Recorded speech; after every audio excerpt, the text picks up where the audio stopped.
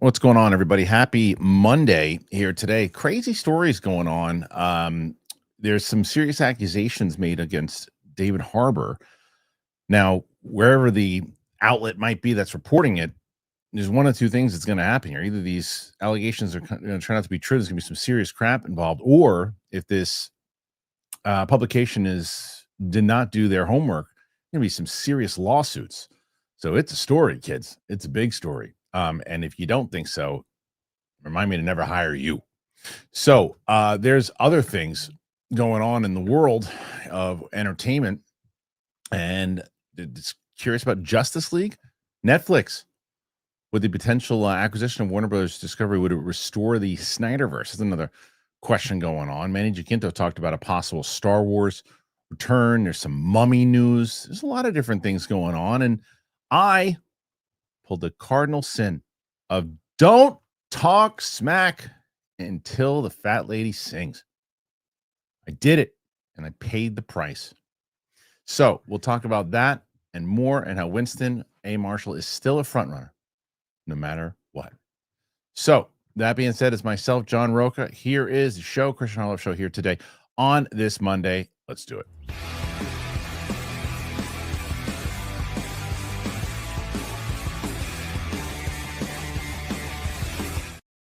Welcome back to the channel, everybody. It is Monday, and a lot of things been going down. There's also the other story I didn't mention in the intro is that the box office for Halloween was down.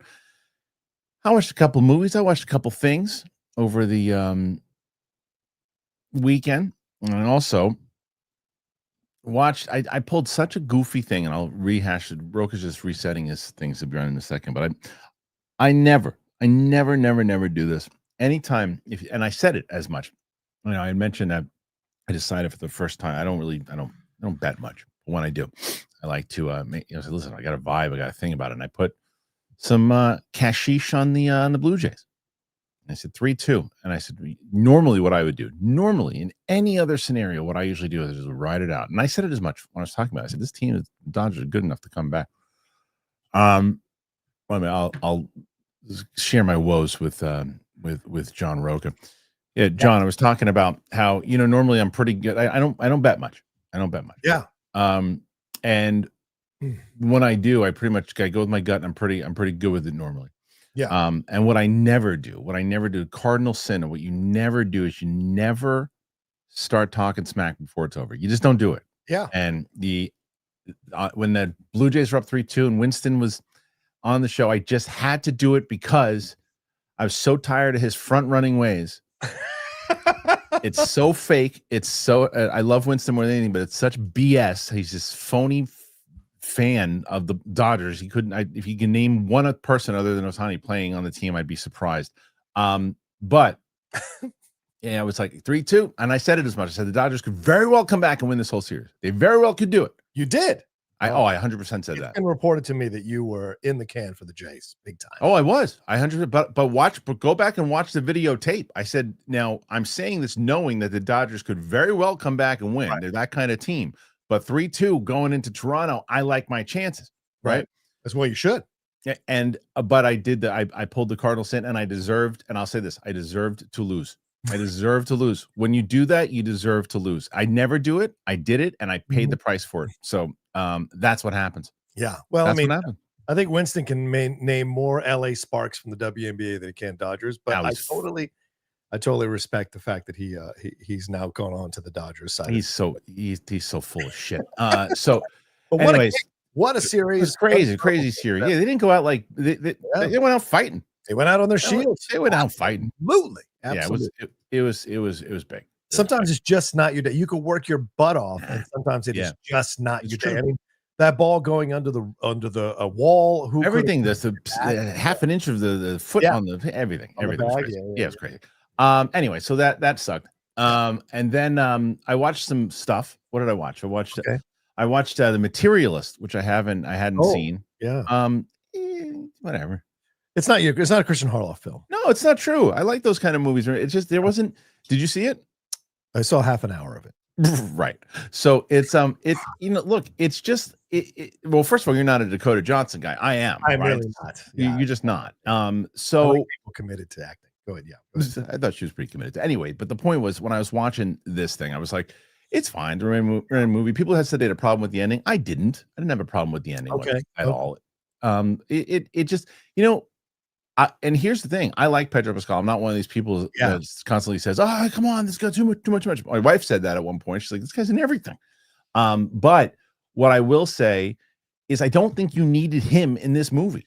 Yeah, it's a weird thing. I think the thing is, I want to make it clear because I know people get upset about this, but like, listen. Sorry, John. There's not a lot of opportunities for Latino actors, and you really can't like, how can I say this? You really can't predict when your films are going to come out. So it just happened to be that he was taking all of this stuff because he really wants to build a name for himself, really wants to get out there, really wants to establish that he can be successful in multiple types of films, multiple types of genres, but he can't control when the studio is putting these films. Unfortunately, they're all putting out all at once, kind of like Jennifer Lawrence had that situation as well. And so now people are backlashing against Pedro. But I agree with you. This is not a role that screamed for Pedro, but I understand why he took it to challenge himself. But that's the point. I don't think this role does challenge him. Okay. That's the thing, is that I feel to me, I don't have the issue of like, oh, he's in another movie. Right. It's like, what does he do in this movie that you needed him? You don't need him in this movie. You could have helped your budget if you'd cut him and put someone else in there, or spent the same money on or less money maybe on somebody who just it's just not a role. She just needs to really like this guy, and you've got to like him, which Pedro does for sure. Yeah. There's nothing to that role, and ultimately where it goes. And I don't buy the fact it's like, oh, poor you. You got to choose between Chris Evans and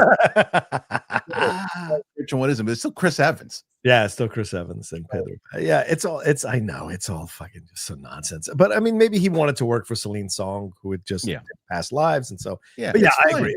I don't understand those kinds of movies. To me, I'm always like, who cares about that kind of stuff? Exactly. It was people. So it was just fine. What else did I see? I'm trying to. I saw Christie. That my wife watched. I had already seen it. Okay. But my wife saw it and she was watching it. She had watched it in halves, and I heard her reacting like someone was literally something was happening to them in my house, and she was watching that scene, and that's Sydney Sweeney. Look, and I said this before. I had really did not have a lot of game tape on her. Yeah, she's the goods. She's the goods. Oh, agreed. She's really good in the movie. Really, really good.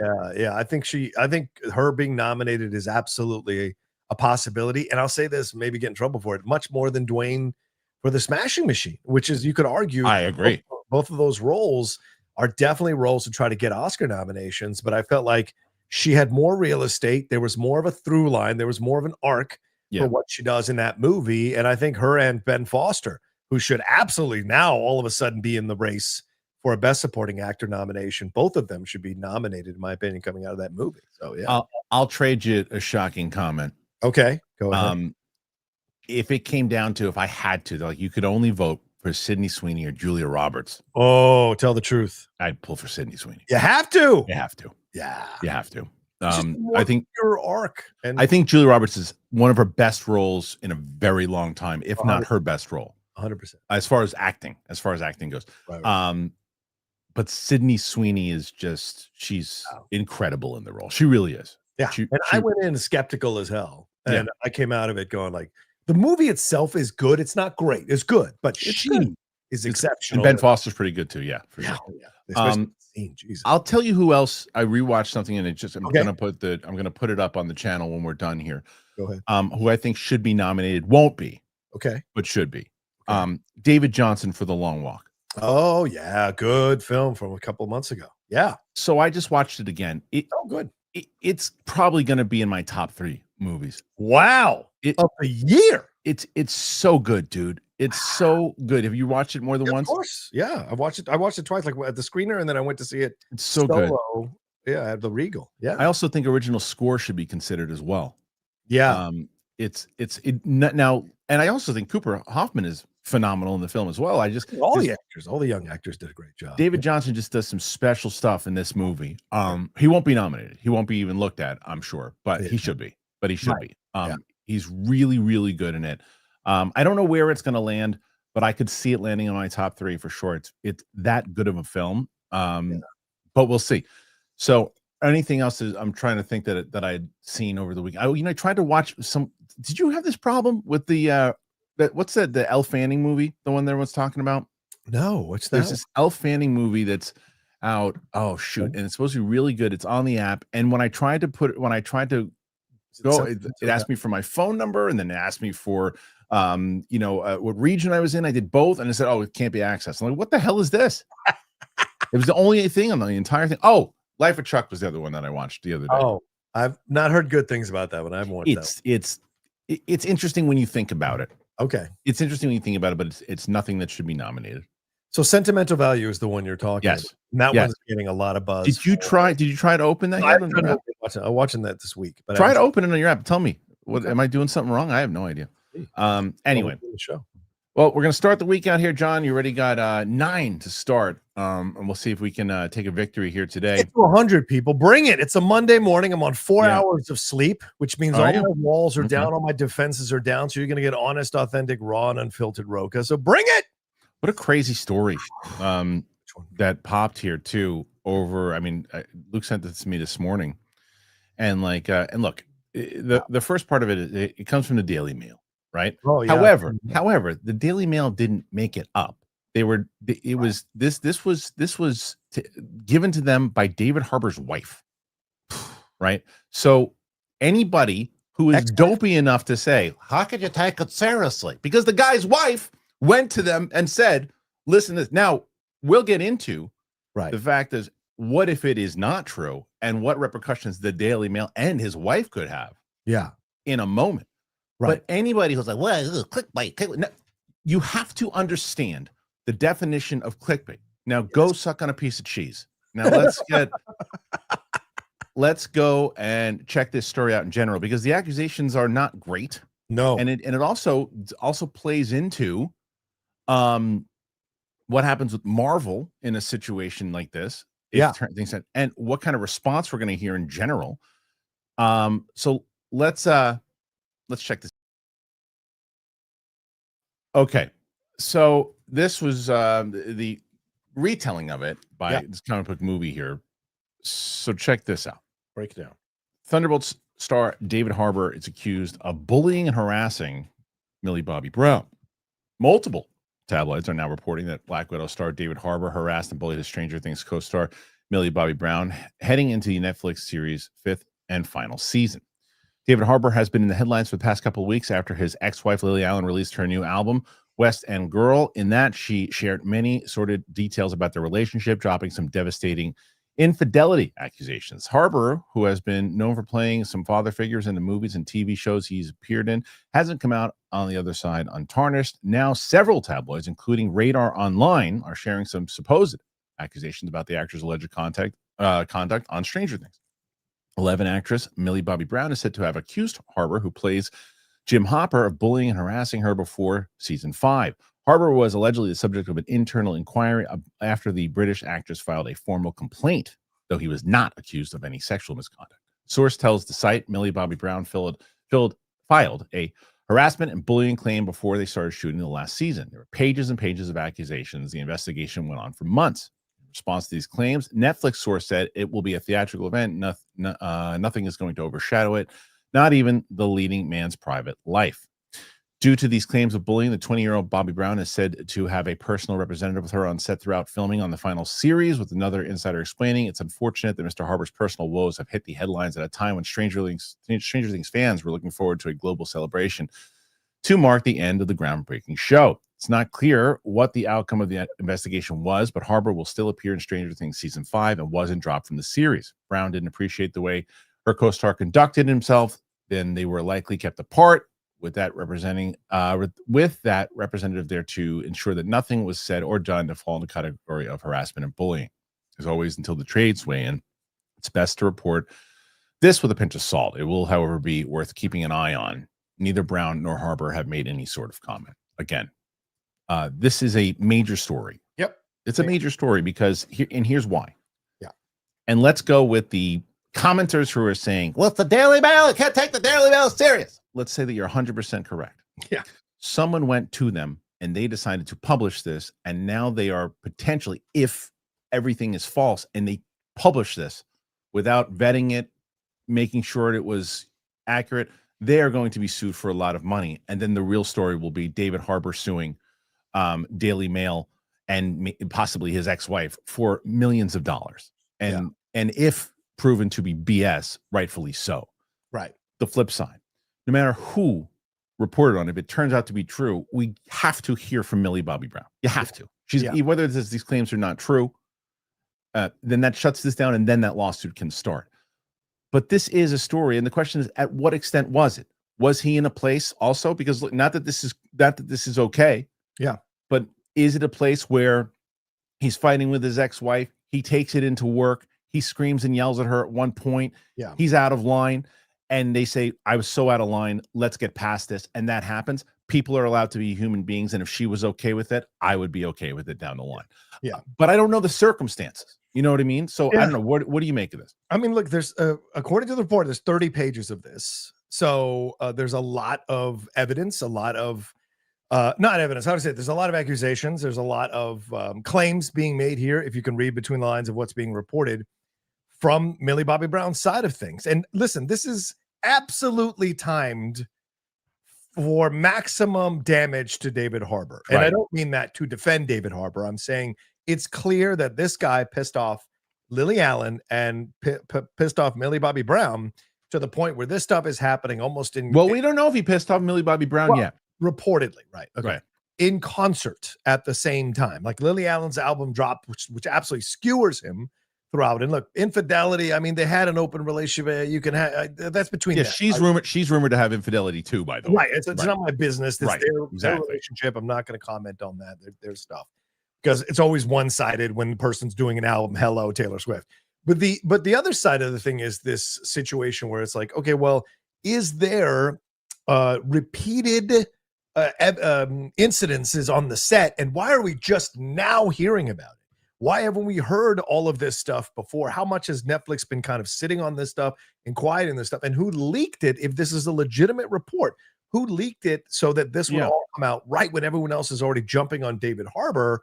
And so you have to ask these kinds of questions here, because if Millie didn't approve the leaking, you're kind of fucking with Millie too. 100%. Especially that's what I'm saying. Yeah, you're dragging her into this and forcing her. Yeah, and that's not right either. No, because imagine a situation where she was uncomfortable, whatever it might be, and she said, look, I don't want to make this public. I want to handle this. I'm not feeling great about it. I got to tell Netflix about it. Right. And then he comes in, they sit down, and he's like, oh my God, I've been a freaking asshole. I apologize. You know what? I didn't realize what I was doing at the time. I lost my temper. Are you cool with me? I'm cool with you. It's okay. Let's just put this past us. I'm going to have somebody on set with me. I understand. Let's just work through it. Let's do it. That is a very possible and human possibility, right? But what's also possible is that he tells his wife at the time, ex-wife, whatever it might be, and then shit goes sour, and she's like, I'm going to tell them that went down. Very possible. Lily may be going scorched earth right now. 100%. And if you know Lily Allen, I've followed her for many, many years. I love Lily. She is a DGAF person, and she does. And when she is done with you, she is done with you, and she has no problem setting the earth on fire around you. So I would not be surprised that she was the source for this stuff. Not that I'm accusing her of being the source, but I would not be surprised if through like intermediaries she let this be out, because as you said, they're mentioning his wife at the time, Lily Allen, so she would have access to this stuff, because apparently in the report it says she was supporting him all through the accusations from Millie Bobby Brown's side of things. So. Right. So that's what I say. And this, look, we have seen this too many times where people go, oh, well, first of all, we don't even know what Millie Bobby Brown has even said. Right. We don't know what the actual accusations are. We don't know how she's feeling about it today and how she felt about it 2 years ago. Right. So very good point. So what you cannot say is, oh, that's it. He bullying the guy, get him out. You can't do that. Right. You can't. You have to figure out what's going on. You have to discuss it to be able, and another, again, to combat people that I would never hire in a million years that said, don't cover this. Yeah. To combat that, you have to have these conversations because of the down the line of, well, what's next in this? Because if you are the commenters who are saying, oh, you can't take it seriously, if they are fabricating this and they're putting the man's name out there and doing this, this is a big story and a big problem, and they should go down financially. Yeah, right. If that's the situation there. So yeah.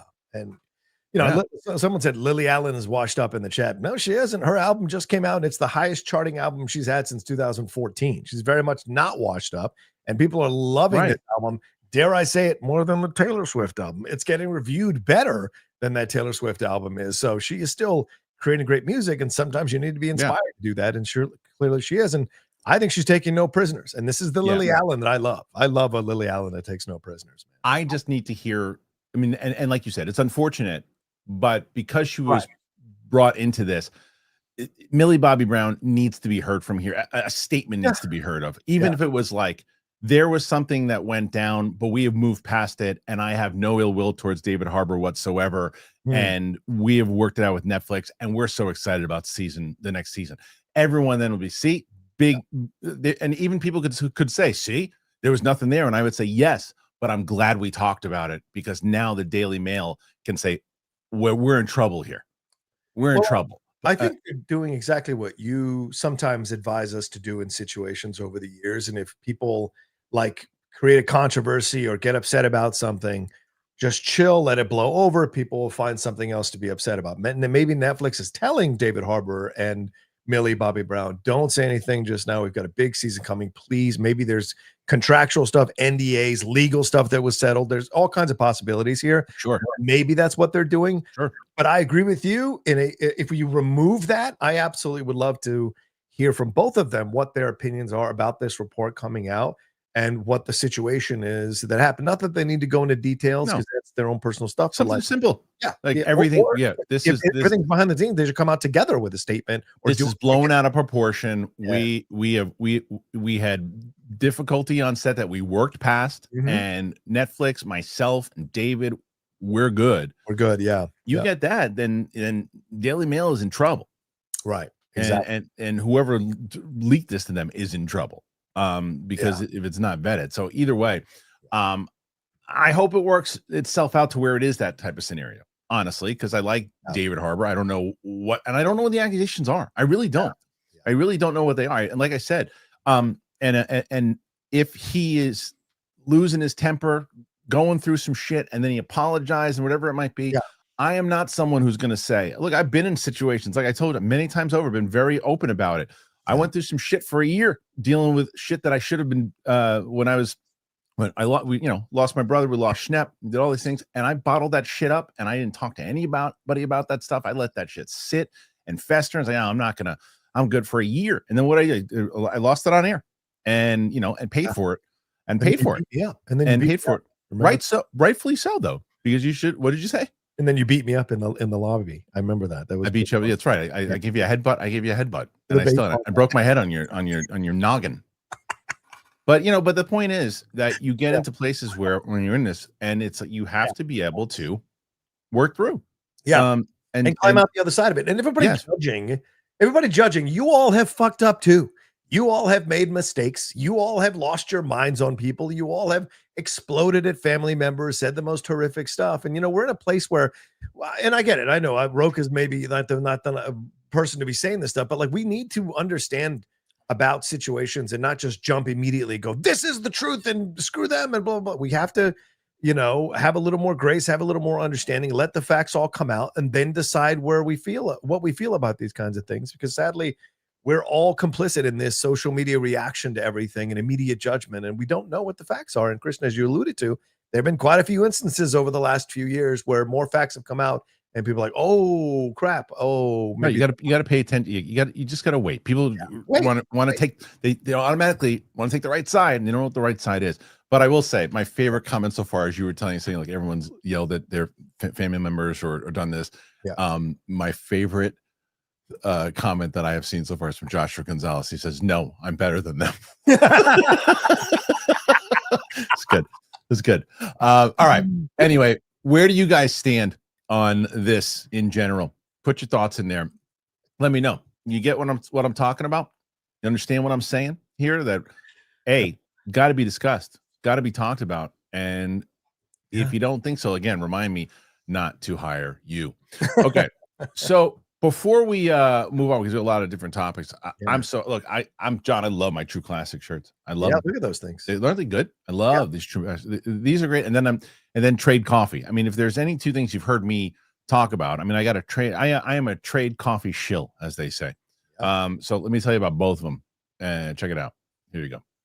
Let's go. You guys know how excited I get talking about trade coffee, and it's holiday season, man. And for you guys, Black Friday came early because it is the season of giving, or I don't know, maybe it's just the perfect excuse to discovering something new, because trade your match to coffees from the country's best independent roasters. They deliver fresh and tailored to your taste. A little gift for you and your mornings. You know how long I've been using trade. You know how long I've been enjoying trade. It's a part of my thing. I got a little trade mug. That's how much I love them. It's the #1 coffee destination in the U.S. because their team of expert baristas, tasters, and Q graders, they use real coffee knowledge to match you with the coffees that you're going to love. They curate over 450 coffees so you can try something new with every delivery, and their guaranteed variety no matter your roast and taste preference. Because each bag, it's roasted to order and it's delivered fresh to your door at prices comparable to grocery brands, but with cafe-level quality in every cup. And I can certainly attest to that. I just love the way it smells in the morning in my kitchen. It's the best. I just like that they tailor it to me, and I said, this is what I'm looking for. I'm looking for a dark roast. I'm looking for something that I can, that I really can enjoy, kind of a smoky flavor, and they do it. They know how to do it. I dig it, and I've been with them for a long time. So the best deal for you guys right now is that Trade's offering 50% off a 1-month trial at drinktrade.com/Christian, 10% off gifts. That's drinktrade.com/Christian. You get 50% off of 1 month. And 10% off of gifts. Come on, drinktrade.com/Christian. Giving you a deal here. It's the easiest thing in the world for me to do is talk about how much I love True Classic. I love True Classic. They're just the best. I wear them everywhere. I'm wearing one right now. The guys at True Classic, they started with a simple mission. You bring premium, comfortable clothing to the masses because looking good and feeling great, it shouldn't come with a designer price tag. And clearly people agree, myself included. With over 25 million shirts sold to 5 million customers, more than 200,000 5-star reviews. True Classic has become a staple in closets everywhere. The brand's not just about fabric or fit. It really is about confidence. I walk into a room and I feel good wearing my True Classic gear. That's what makes True Classic the perfect gift this holiday season. Doesn't matter if you're shopping for your dad, your brother, your partner, and now even women and kids. True Classic has something for everyone. The same premium comfort and perfect fit that build the brand are now available for the whole family. They fit where they should, they feel incredible, and they don't break the bank. Yet, you get the tailored look without sacrificing comfort or blowing the holiday budget. I wear them. I wear jeans, True Classic. I wear shirts, True Classic. I'm getting a hat for myself for Christmas. Skip the guesswork and the overpriced designer stuff. Give comfort, give confidence, give True Classic. You can find them anywhere. You go to Amazon, you go to Target, you go to Costco, you go to Sam's Club. But you got to head on over to trueclassic.com/Christian to grab the perfect gift for everyone on your list. I promise you, this will be the best gift you give anyone this holiday season. I really hope that you guys, with the holiday season coming around, True Classic, I mean, I'm telling you, I love these shirts. I love them. And I got really nice jeans and everything too. And Trade, I mean, you've heard me rave about them. And the links are in the description. I hope you check them out.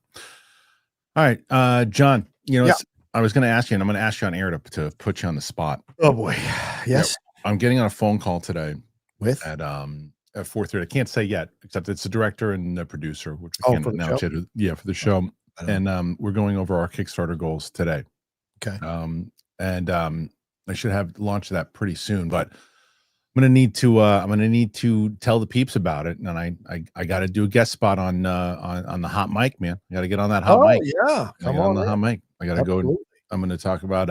Because we're gonna push it. We're gonna push it hard. Okay. We're excited. We're gonna have all these different tiers, and I'm pumped because my writing partner who just wrote me and said, look, if we can get X amount of people to donate at this level, I think we can do this. Like we can make this happen. And I was like, yeah, I'm like, we can. And I forget, I also have somebody, I can't say who yet. I can tell you probably off air, but I have someone that I got on the phone with, an actor that you would definitely know. And that person is interested. We're getting the script over to their team now, which Russell Crowe. Hey, it's Russell Crowe. So we're pumped about that. Yeah, I'm going to be going on. Someone to go on campus. I'm going on campus as well. Nice. But I think I'm going to cross promote on stuff too. I'm going to go on some people's show on the DTE side of things too, like the UAP side of things. Oh like yeah, absolutely. I'm gonna reach out to some people there on that side and really see what I can do, because we're on a mission, man. We're on a mission. I know. I hear it. I hear Yeah. it in your voice, man. You're really excited about We're it. excited about it. And look, I got it, and I don't think she'd mind. And I'm going to talk to her about it Okay, tomorrow. cool. But I got the most wonderful text from Roxy yesterday, Oh yay. and I mean, Roxy's just the best in general. But Yeah. so she wrote this, and I'm gonna ask her if tomorrow if she wants to talk about it. If not, it's okay. But she said, I just read the new draft last night, and holy shit, this draft is dialed the fuck in. It took everything I had not to call you at 2 a.m. about it. And I was like, wow. And that means a lot to me, because she watches so much TV. She does. And so when she was telling me that, I was like, and I called her like immediately, and she was kind of going over things. She actually gave me a great suggestion on something. So Good. So we're pumped. We're pumped to get it going. Yeah. So yeah, so I'd love to do a hot mic spot if possible. Definitely, dude. Let's set it up. We're gonna Let's do it. All right, we did a very controversial topic on the first one to open up. So let's stay away from controversy. And let's get to this one. Saw that coming a mile away. Justice League. Would Netflix's potential acquisition of Warner Bros. Discovery restore the Snyderverse? Let's see. With it being widely reported that Netflix could be looking to acquire Warner Brothers and its library, DCEU fans on social media are sharing their hopes that this could lead to the Snyderverse's return. Fans have spent years hoping that Warner Brothers Discovery and DC Studios might restore the Snyderverse, but does Netflix interest in acquiring the company make that any more likely? While Paramount Skydance remains the top contender to purchase Warner Brothers, it was recently reported that Netflix has retained financial advisory firm Moelis and Company to explore a potential bid, meaning the streaming platform is looking into the possibility of entering the fray. When Netflix co-CEO Greg Peters and Ted Sarandos were asked about the possibility of courting Warner Brothers last month, the former said, you have to do that by the hard work of developing those capabilities in the trenches day to day. You don't get there simply by buying another company that is also still developing those same capabilities. Sarandos added, we've been very clear in the past that we have no interest in owning legacy media networks, so there is no change there. Netflix has, of course, worked closely with Zack Snyder in recent years. However, Army of the Dead and Rebel Moon movies weren't exactly huge successes. Still, DCEU fans have been taking to social media in their droves, expressing their hope that Netflix's potential acquisition of the Warner Bros. Discovery will somehow lead to the Snyderverse being restored on streaming. It's a nice thought, but not one that really makes sense. After all, why would Netflix basically scrap DC Studios and its DCU plans to give Snyder hundreds of millions of dollars to make his Justice League sequels for its monthly subscribers? If anything, it would be business as usual, with HBO Max content likely added to Netflix and Netflix overseeing Warner Brothers Pictures. Yada, yada, yada. Okay. Yeah. All right, so let me say that. Okay. Two things. All right. Here's two reasons why this isn't going to happen. Go ahead. One, Netflix ain't getting Warner Brothers. Oh. They are, you know what they're doing? What they do? They are jacking up the price for Paramount. That's what they're doing. That's called collusion, and that's illegal. Is that what you're trying to say? What I'm saying is I'm not saying they're not interested. Okay. But they're interested knowing that they're going to get outbid. So you can still, if it's one of these, it's like, oh shit, we got it. Then great. Hey, we get it. They might not outbid us, but they probably will. Yeah. That's what I think is going to happen as far as that goes. Ellison wants it. He's going to get it. That's part one. Part two is everything the comic book movie just said there at the end. This is the same conversation we were having where it looks like Ellison will keep Gunn on if he has them. Yeah. Why in the world would Netflix get rid of Gunn if they're going to get him and then say, oh yeah, and we're going to bring back the half of the people who love him and the other half who didn't like that dark side, no pun intended, of the DC. Why would you do that? It makes no sense. Now putting it on the platform and maybe giving him a spinoff and maybe asking Gunn to say, hey, listen, we would love to fund an Elseworlds Justice League follow-up with Zack Snyder. Is that possible? Sure. Probable? No. What do you think? This is where, first of all, in a vacuum, I would love Netflix to buy them and then have an Elseworlds Zack Snyderverse that existed along with the James Gunn universe, because that's fun. We used to collect, those of us who collect comic books, there was a main Batman through line, and then there were other Batman offshoot comic books, and we were able to understand those are different worlds and not try to say, where does this fit and what does this fit and all of this stuff. But like, I think the reason it won't happen is because of the fans, ironically. The fans who became nutballs about the Snyderverse. And I am a big Snyder fan. I love the Snyderverse, you know, but the fact that they became nutballs about it, now as a company, you're like, we can't even bring both of these creators in to do their thing and have some fun with this stuff and really get more people to like the content, more people to watch the content, be a blast. But because the fans are so divided, it's such a civil war, the gun lovers, the Snyder bros, all of them battling about the future of DC. No, what company wants to bring toxicity into their brand, into a brand, and put that out there and risk getting half the audience pissed off and the other half of the audience pissed off, and then creating a civil war under your antenna? Who wants? It's like buying that player. It's like buying Rodman. Yeah, if you can't control him, you're just gonna lose your shit like he did on the Spurs. But if you can control him, you can get him to a title like they did on the Bulls. It's a combustible property right now. If you were to bring in and try to put in Snyder and Gunn, which I think in a vacuum would be amazing, but now because of the fandoms, I think it would absolutely implode. You know, if him doing something together, I think that would, as they said, Braveheart, unite the clans. Unite the clans, of course. Yeah, like that would, if you did that, if you had them work and do a special, I think that would be smart if James Gunn did that, to do something like whatever it might be. I think he would like to work with Zack Snyder. Sure, 100. They're friends. They're friends. Yes, he can. They're friends. And the other side of it is, good luck getting Ben Affleck back to do this. He wants nothing to do with this. He wants nothing to, not that he didn't like his time. Yeah. He's over it. If you cast Ana de Armas as Catwoman, I guarantee you he'll come back. Why, you think he wants to go back with her? They were ready to, is that a rumor? Weekend. There were reports over the weekend that he is gonna try to open the door to that, because she broke up with Tom Cruise, and of course he's not with J-Lo anymore. And so Ben likes, and we know Ben's reputation. He likes to revisit his old man. Here's my answer to that. He's not a moron. He's not a moron. I'm not faulting the man. No, nor should you. No, Anna's a beautiful one. Yeah. Hey, did you see that horrible movie they were in together? Yes. If I was him, I'd be watching that, crying, eating Hershey's. Yeah, and sitting outside smoking. Yeah, 100%. All the good old days. Casey, that's it. Casey, bring the stand back in. Bring the stand back in of Ana de Armas. Put it back in her house. Yeah. Okay, look, guy's got a good resume, but that's on the top. Just saying. I'm just saying. Yeah, agreed. Hey, man. Look, guy's done all right for himself. Yeah. I love Ben. He's an amazing guy. I like that. Yeah. So anyway, he's on the bucket list. Like if I could sit for an hour with Ben Affleck, that's on the bucket list. Yeah, 100%.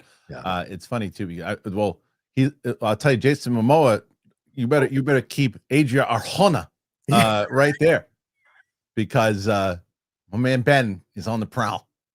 I feel like your wife should throw a shoe at you every time you mention her. Me like, too. I don't care. Me too. But I'm now making my little one say it even more now to her. Yesterday, Maisie walked in and says, "Hey, Mom, are you a friend of? Are you a fan of Adria Arjona?" So good. So good. Someone told me, it's one of the commenters, like, you got to write that, you got to put that in one of the shows, and I said 1000%. Yeah, I'm absolutely going to put that. You got to nab her for a guest star, or bring her on the show and have you and your wife interview her. That would be amazing. Well, no. I would do the former. I would do the former. Either way. So this is a big story in general, but I don't think that Netflix. I don't think Netflix is getting. Did you comment on that, John? Do you think that Netflix is going to get them? I think it's really tough to say one way or another, because, as I said on the hot mic a couple times, like, these are billionaires playing with toys. Sure. We, as the common folk here on the ground, have no idea the things that they're doing, and especially now with such a lawless environment that's going on behind the scenes. We used to have some legal things. We used to have tent poles in the ground. All those tent poles have been yanked up, because now it's a free-for-all for all these wealthy MFers to do whatever they want to do. So we have no idea what's being talked about behind the scenes. Are they driving up the price? Is this a legitimate negotiation? Do they not want Sarandos to have this because they're both politically aligned a certain way, where Sarandos isn't? So there's just a lot of questions around all of this that needs to get clarified. Yeah. And then you have a Trump administration that's putting their finger on the scale of which way they want the sale to go. So is that going to affect things? So there's just so many moving parts in this that I can't even possibly speculate right now what's going to happen. I'm excited to see what happens, though. I'm excited to see it because it's like, okay, we're either going to get one of these two, or they're going to have to operate, and it's going to be a whole a bunch of nothing. And good luck, and let's see if they can. What a story that would be if nobody bought them at all, and they had to like kind of not build back up. It's not like they're like, you know, but you know what I mean. Like to see them like, okay, we didn't sell, and we got ourselves back to prominence without anybody. That'd be an interesting story too. Yeah, but that's not Zaslav's forte. He's trying to sell this thing. So I know. I know. He's been since he bought it. Since he bought it in the first place. Yeah, 100%. So there's some people who are saying that they said that Netflix is the front runner right now to buy Warner Brothers. I just feel like that guy Ellison does not like to be told no. Yeah, and I feel like Ellison can play with Sarandos all day long. Yeah, I just think that guy, he plays on a whole nother level, man. And you think Sarandos being in charge of Netflix means anything to Ellison? Like Ellison literally plays. Sarandos is a very powerful guy and very good at what he does. But the fact that the richest man in the world 100% can play with you. I mean, there's not many times you can say that there's someone who could probably get the better of Sarandos, but this time you could potentially say that. But then, look, this could up his stake, Sarandos, if he does get that win. Yeah, you know? It's major. What do you guys make of all of this? Because there's crazy stuff going on. You think that they're going to get bought? Do you think that Netflix is going to get them? Do you think Warner Bros. Is going to get them? Do you think that they would bring back the Snyderverse? Tell me about all of it. What do you think? Let's shift gears, John. Okay. Let's go Star Wars. Oh no. Yeah, I know. But I'll tell you. You know what? I forgot about this. Go ahead. All right, I got some I got some Star Wars tidbits for you, or some Marvel. What do you want? What do you want? Well, I mean, we're about to do Star Wars. I guess Star Wars. I will stick with Star Wars. We'll swing with Marvel, maybe. Go ahead. You want to start with Marvel? I can only do one right now. One, huh? I can only do one thing right now. Well, Marvel's the bigger draw, so right now. We'll do Marvel? I guess so, yeah. Which one do you think? I think you're probably right. Okay. I think you're probably right, but let me see. I'll tell you some of the things that I can tell you about it. And by the way, we're at 25. Guys, if we're about to drop some Marvel news, let's get these numbers up on the stream, on the super chats rather. Let's get to 100. Come on, y'all. Yeah, you know what? Someone made a good point. So you know what? I do have quite a couple of juicy things. I'll release them. I'll release them at 90. 90 super chats. I like it. Yeah, that way it gives you a chance, and then so we'll go back to the Star Wars thing. Let's do Star Wars. All right. So here it is. And this is Manny Jacinto. Was talking about a potential Star Wars return. Easily, I don't think many people are going to argue that this guy was the best. Yes. In all of this entire thing, he was the best. You know what he was also really good in? I know no one is going to say this except me, although people who saw it, he was great in Freakier Friday. That's what I hear. He was great. Yeah. I love this guy. I'm very curious to hear what he says here. Recently came from an excerpt from a coffee table book about the meeting of the making of the Star Wars series Acolyte. In the book, Leslie Headland revealed that the original plans for the Stranger, Manny Jacinto, saw him forming the earliest incarnation of the Knights of Ren, first introduced in Star Wars The Force Awakens. As such, he was not a Sith per se. The only real Sith we saw in the series was a brief glimpse of Darth Plagueis, the Sith Lord we know eventually served as Emperor Palpatine's master. TV Insider recently caught up with Jacinto and asked for his take on Headland's remarks about her plans. He said, I did run into an article about it, and I think Leslie cleared things up a bit. That a possible path was that Quimera was one of the first Knights of Ren, so that was a possibility to explore. I think that would have been maybe more of a master-Padawan relationship with Quimera and Vernestra in season 2, but who knows? I don't know if we'll ever see it. For Jacinto, he says very open to return to the role if Lucasfilm asks. He said, I'm always ready, and I was always love to run it back if they'd have me. That was a role of a lifetime. I'm incredibly proud of what we did in the Acolyte and with Oshimir, with that whole relationship. I feel like a lot of that franchise that we currently have, it's missing the romance. It's missing a lot of the love and relationships. We have the for the big fight scenes and the original stories of these heroic and whatnot, but they don't really have a lot of relationship with other people. It's a weird thing. And that's why I love the Kumira Osha relationship, because we were taking it back to having a relationship in this big world. I think we need more of that. I think that that's what made the characters in the story more compelling, as opposed to having just a big fight sequence, which I loved. Second season of Acolyte ain't happening. It doesn't mean the end for either the High Republic or potentially his character in any other way. No, it doesn't. It doesn't mean, but right now you got to give it a rest, because it's too fresh.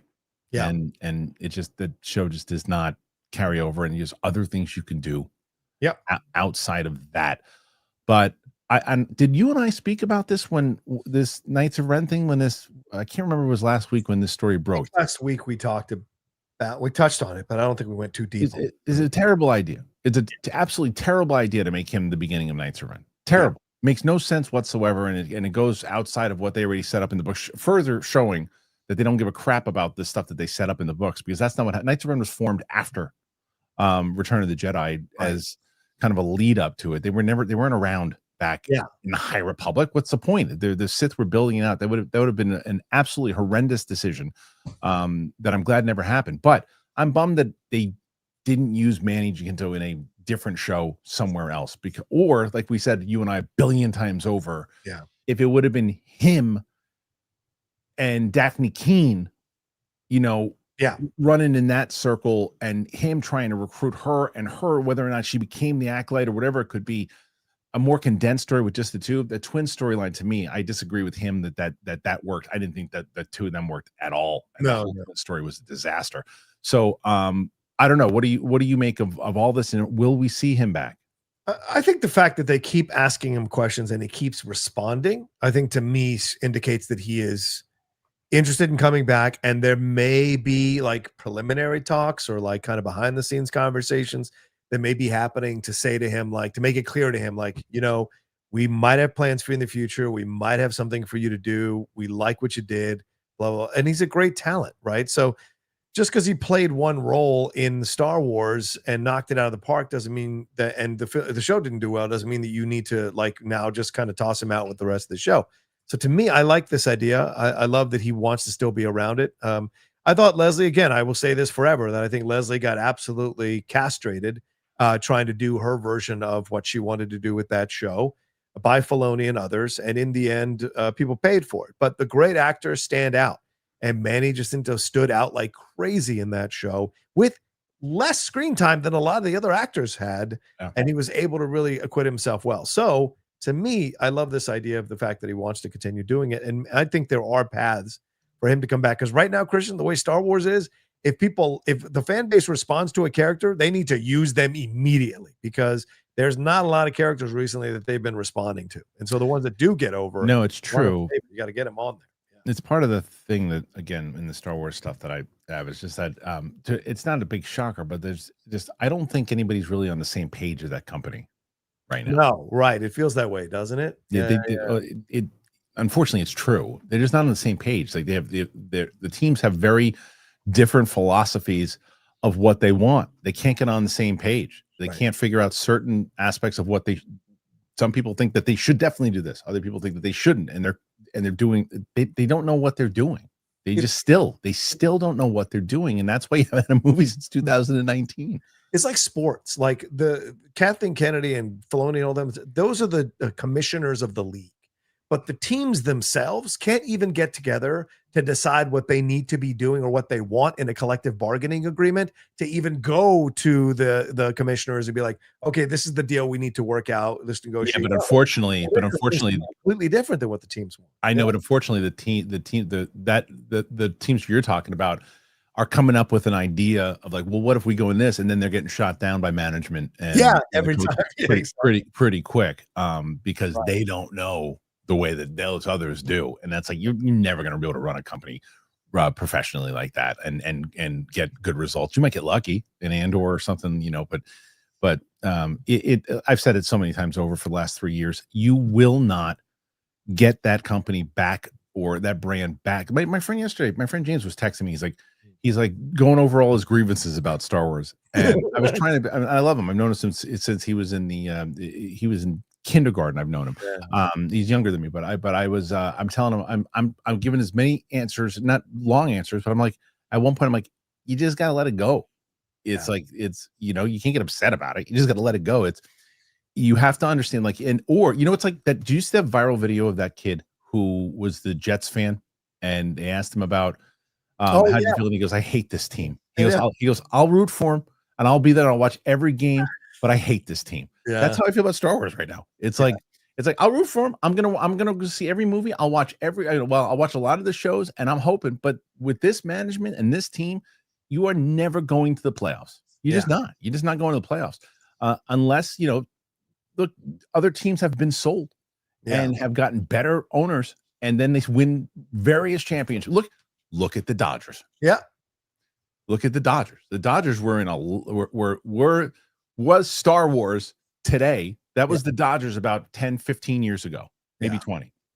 Then they got bought, and then things started happening. And guess what? They won 2 in a row. Yeah. And they've been in contention every year because they have management that knows what they're doing.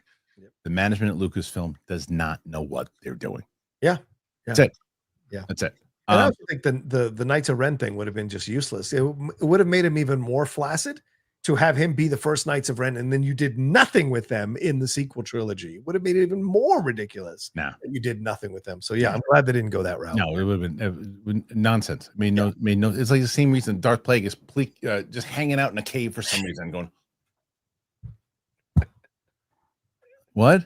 I mean, I got excited when I saw him at first. I'm like, yeah, there he is. I'm like, wait, why is he just creeping out in a cave by himself in the middle of nowhere? Are you going for pizza? Are you going for pizza? No mushrooms. No mushrooms.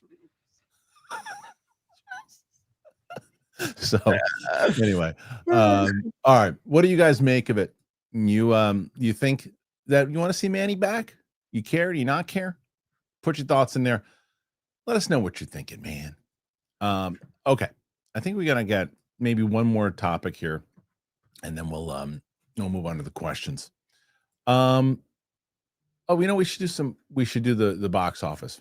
That's what we usually do on the show. So we'll do the box office. It was a really kind of piss poor weekend, John, at the Halloween. One of the worst in, I think, maybe ever, right? Yeah. Really bad. And nobody's going to check out the movies. And didn't do well. Here are the results of what it was. Sorry. Yeah. Okay. So, top 5 this week. Regretting You is number 1. Wow, that's interesting. With $8 million. Saw that one. Black Phone 2 coming in number 2, and that movie has made so far $104 million. Okay. How much did Regretting You make so far? $50 million. How much did that movie make? Cost to make, John? Let me guess. I'm gonna say $45 million to make Regretting You. I'm curious. Oh wait, sorry, John. You were 9%. What did you say, John? She's I'd say 20 million. I mean, it's McKenna Grace. She's not commanding much money. Yeah, but I don't know. But I just movie to me, it always seems like that was a bigger production. So I'm gonna say 45. 30. Okay. 30 million. All right. And it's already made 50. Not too bad. So that's not too bad. Chainsaw Man again. Then K-pop Demon. They put Demon Hunters back in the theater. That's hilarious. Yeah, that's hilarious. That movie can make $5 million every time you put it in the theater. And then Begonia. Well, I mean, it was a smaller weekend, but nothing really came out. Yeah, no, nothing really came out, and I think because they know audiences don't go on Halloween weekend because it was on a weekend, right? So they were like, people are probably gonna be out and about, not really necessarily going to the movie theater. So I think smart not to put it out yet. Yeah. I mean, there's look, November is about to pop. Yeah. Predator Badlands is next week. I'm hearing good things about that movie, dude. Yeah, I'm seeing it tonight. Me too. Yeah. Me too. I see that tonight. Running Man's next week. Yes. There's quite. Let me see. I'll go over what's coming out here over the next. Here it is. Hold on. So over the next month, you really do have some good stuff here. Let's start with this. What happened? Oh, there it is. Is that the right one? Okay. So you've got November 7th, Christie, which you and I both saw. Yes. Nuremberg. Did you see Nuremberg yet? I skipped out on the screening last week, so I'll just go to the theater this week. Okay. Nuremberg, and Predator Badlands, which is the big one as far as what most audiences will see if this weekend. Predator Badlands will win. Now the question is, at what point or what number that the studio is going to be happy with, we shall see. But November 7th, November 14th is Then Now You See Me, Now You Don't, and Running Man. I think you and I had this conversation. This is going to really test the star power of Glenn Powell. Yeah. Because it's going up against the third film. I think it's the third film. It's the third film, yeah. And the last two have made well over $300 million worldwide. So. Okay. So there you go. So those two. And then November 21st, Wicked for Good is just going to get out of its way, basically. Although November 26th, Zootopia is going, Zootopia, and I said it a million times, dude, you don't mess with family movies. If you hit the right family movie, you get those kids in the theater, especially around that time. Yeah. Money is going to flow. And Zootopia is going to do very, very well. Zootopia will beat Wicked overall. Yeah. But Wicked is going to do very well. It's going to be a huge November. Yes. So I got invited for Zootopia too, but it's on a Saturday at the El Cap. I'm not doing that. Not doing it. So I haven't gotten that screening yet, but I'm sure it's coming. And I got to double check on the other ones too, because like those they're massive. I already got the Running Man one. I have to check in right Now You See Me, but Wicked hasn't come in yet. But I mean, again, hearing good things about it, and then there's really not much that comes out after. Avatar, right? It's just Avatar, right? Like Avatar to me is the only one, the massive one. I think there might be one other one. Let's see. Well, that's not true. Five Nights at Freddy's 2 will do fairly well on December 5th. I guess it'll do well. It'll do well. It's got a very solid fan base. What's this movie that until yesterday I didn't even heard of this movie with Sydney Sweeney and Sklenar and what's her name? Oh shoot, who's the one from Mean Girls? Oh my god, Renee Rapp? No, the original Mean Girls.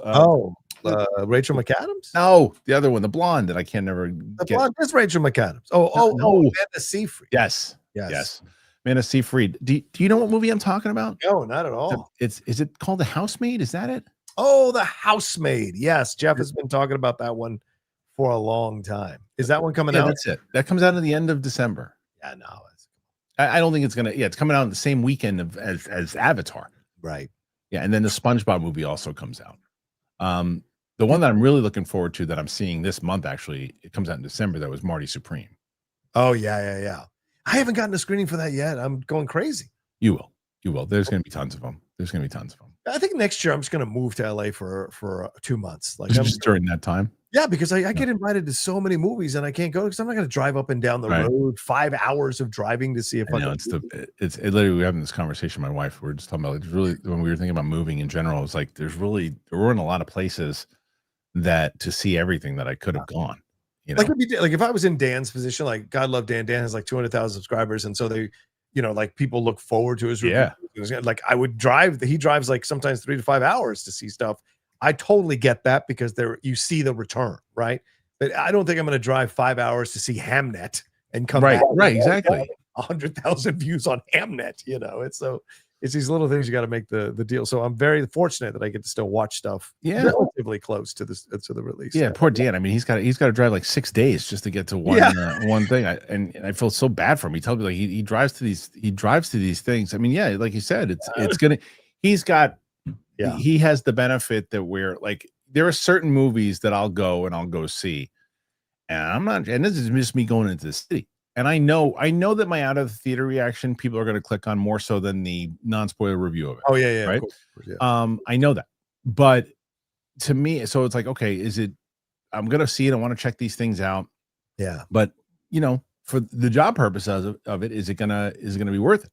Right. Dan has the benefit of people are tuning into his reviews because they want us. He's so excellent at breaking down films and everything. So he's got the benefit that his reviews are going to do well. Right. So does it make sense for the gas that he's paying to get there? It's like 6 hours to get there and 6 back, plus the 2 hours you're getting to watch the movie. Yeah. And certain things. So like the whole day. Is that important for his overall business too? And I feel like the answer is a resounding yes. Otherwise you wouldn't be doing it.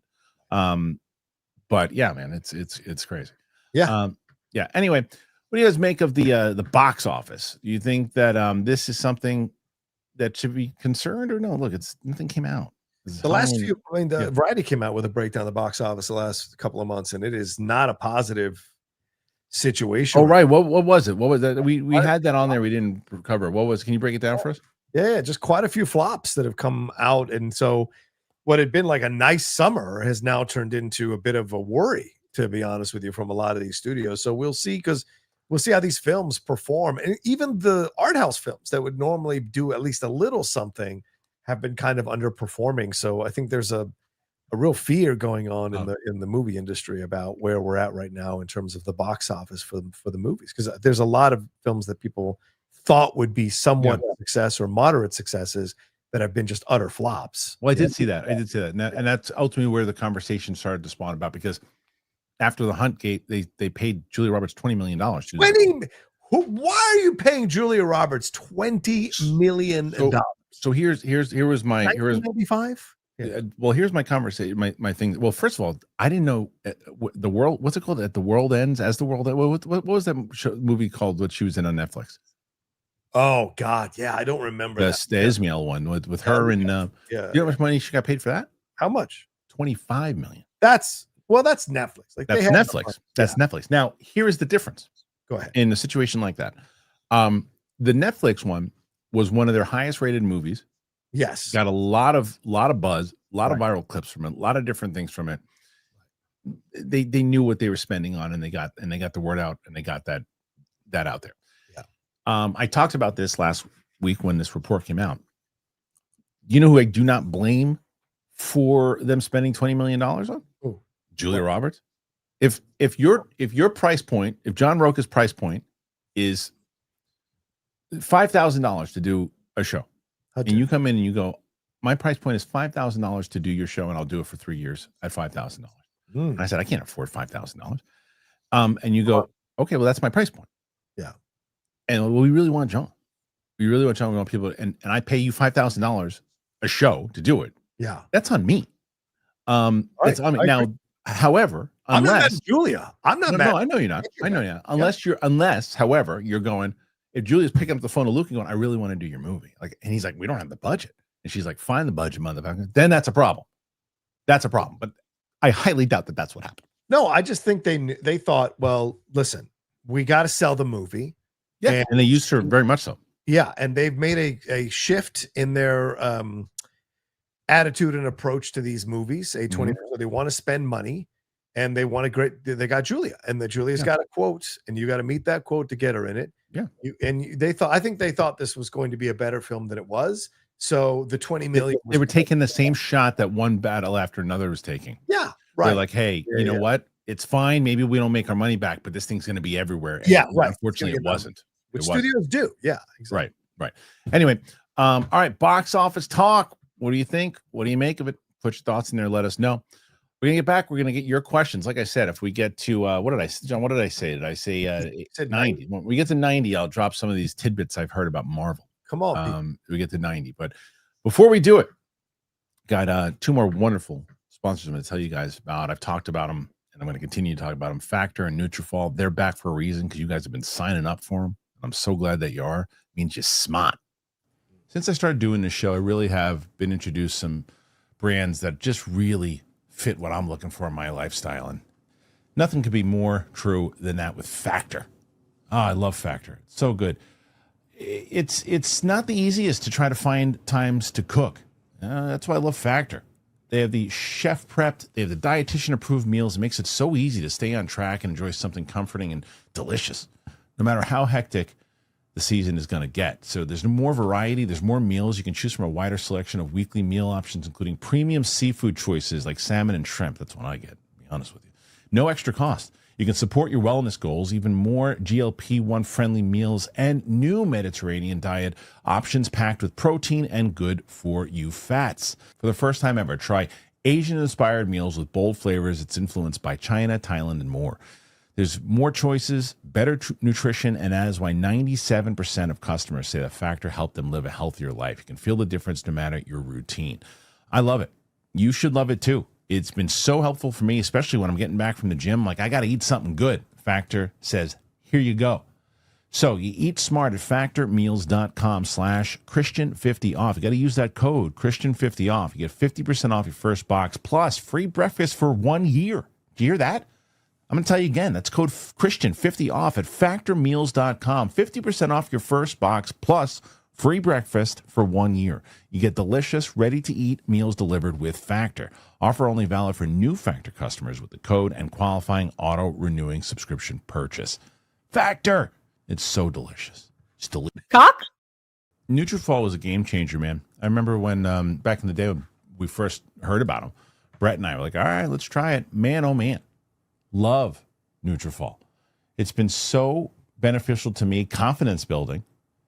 And I will tell you right now, you will love it too. What is Nutrafol? Well, Nutrafol is the #1 dermatologist recommended hair growth supplement brand, and it's trusted by over 1.5 million people. So you can feel great about what you're putting into your body, since Nutrafol hair growth supplements are backed by peer-reviewed studies and NSF content certified, the gold standard in third-party certification for supplements. Adding Nutrafol into your daily routine, it's simple. You purchase it online. There's no prescription required. It's automated deliveries and free shipping. It'll keep you on track.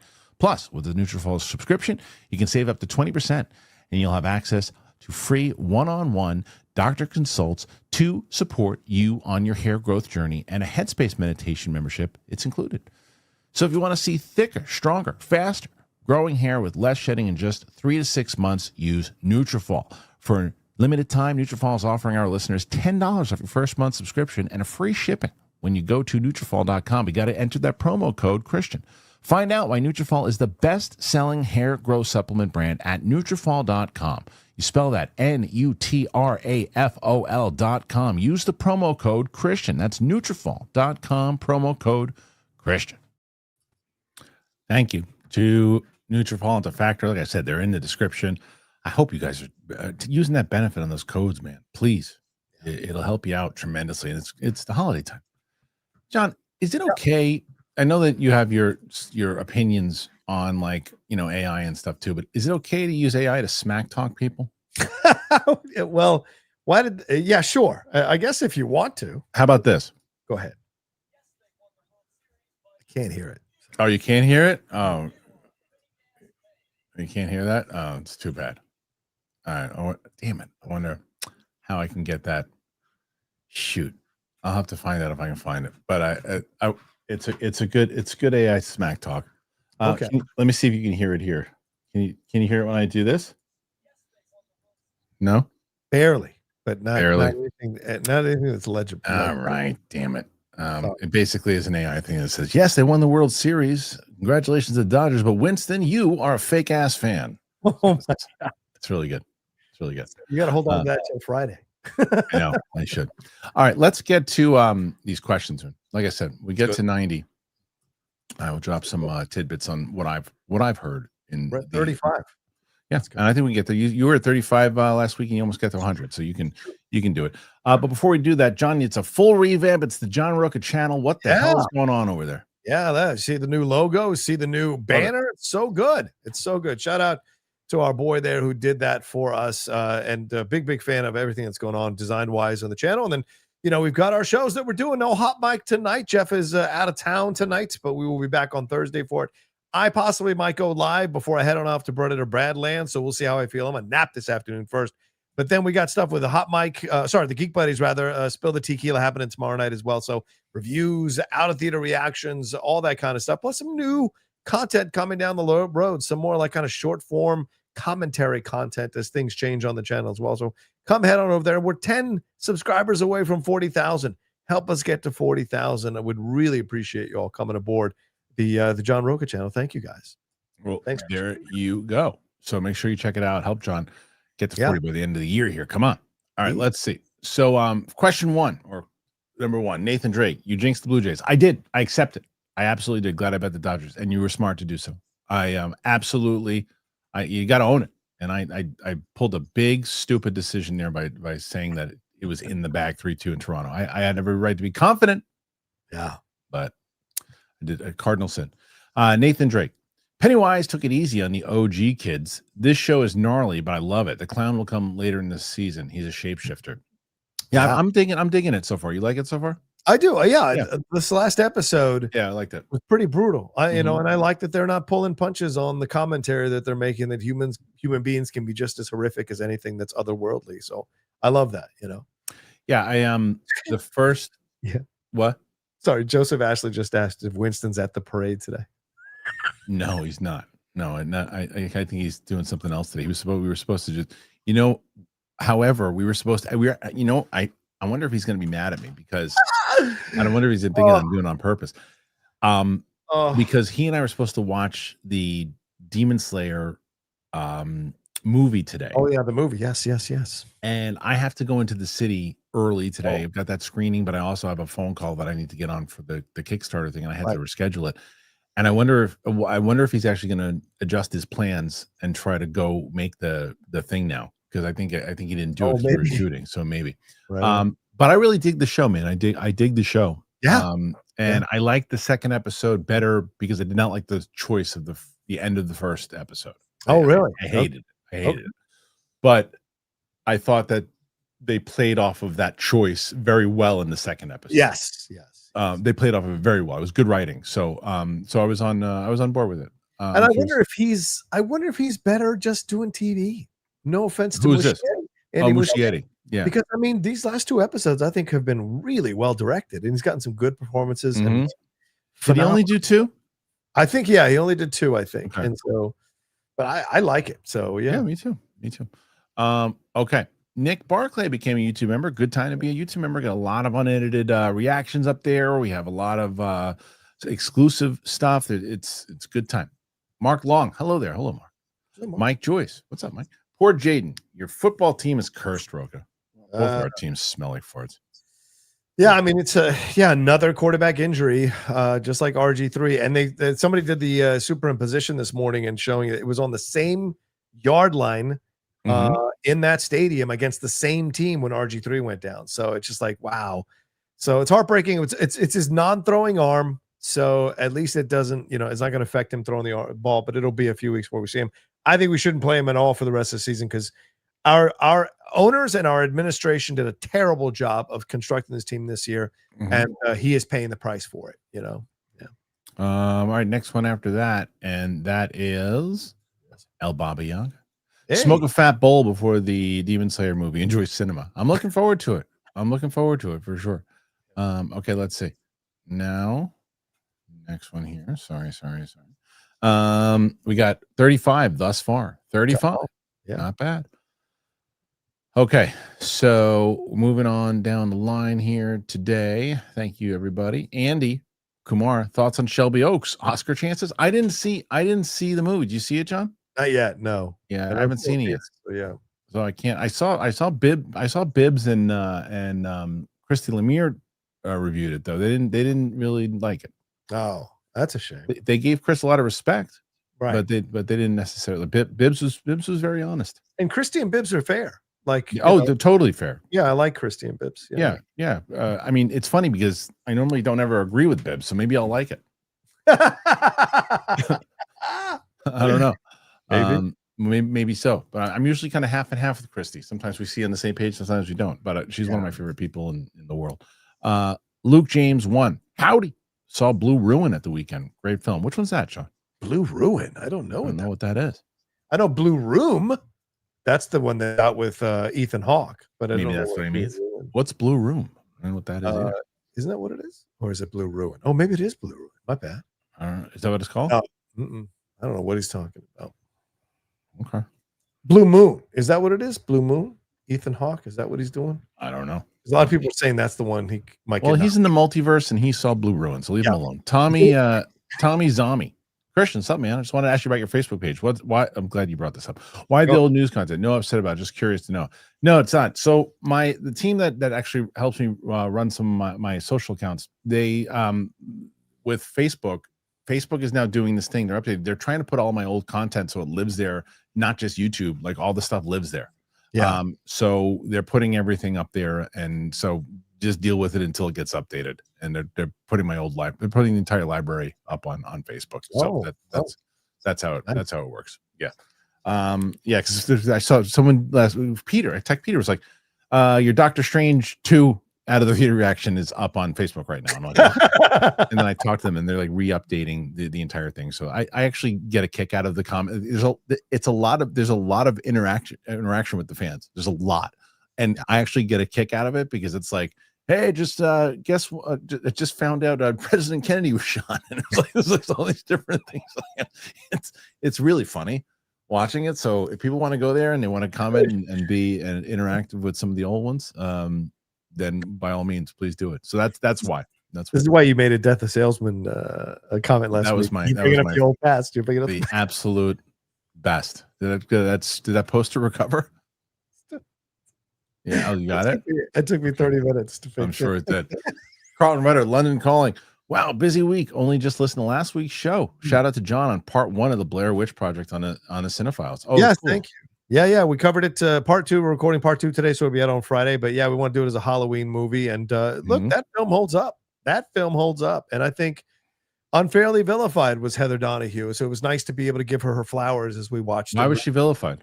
Yeah, like she won the Razzie for Worst Actress that really? year. Yeah, really? After her, like big time. Wow. Remember, I saw that in Tallahassee, AMC 20 over there in Tallahassee. Me too.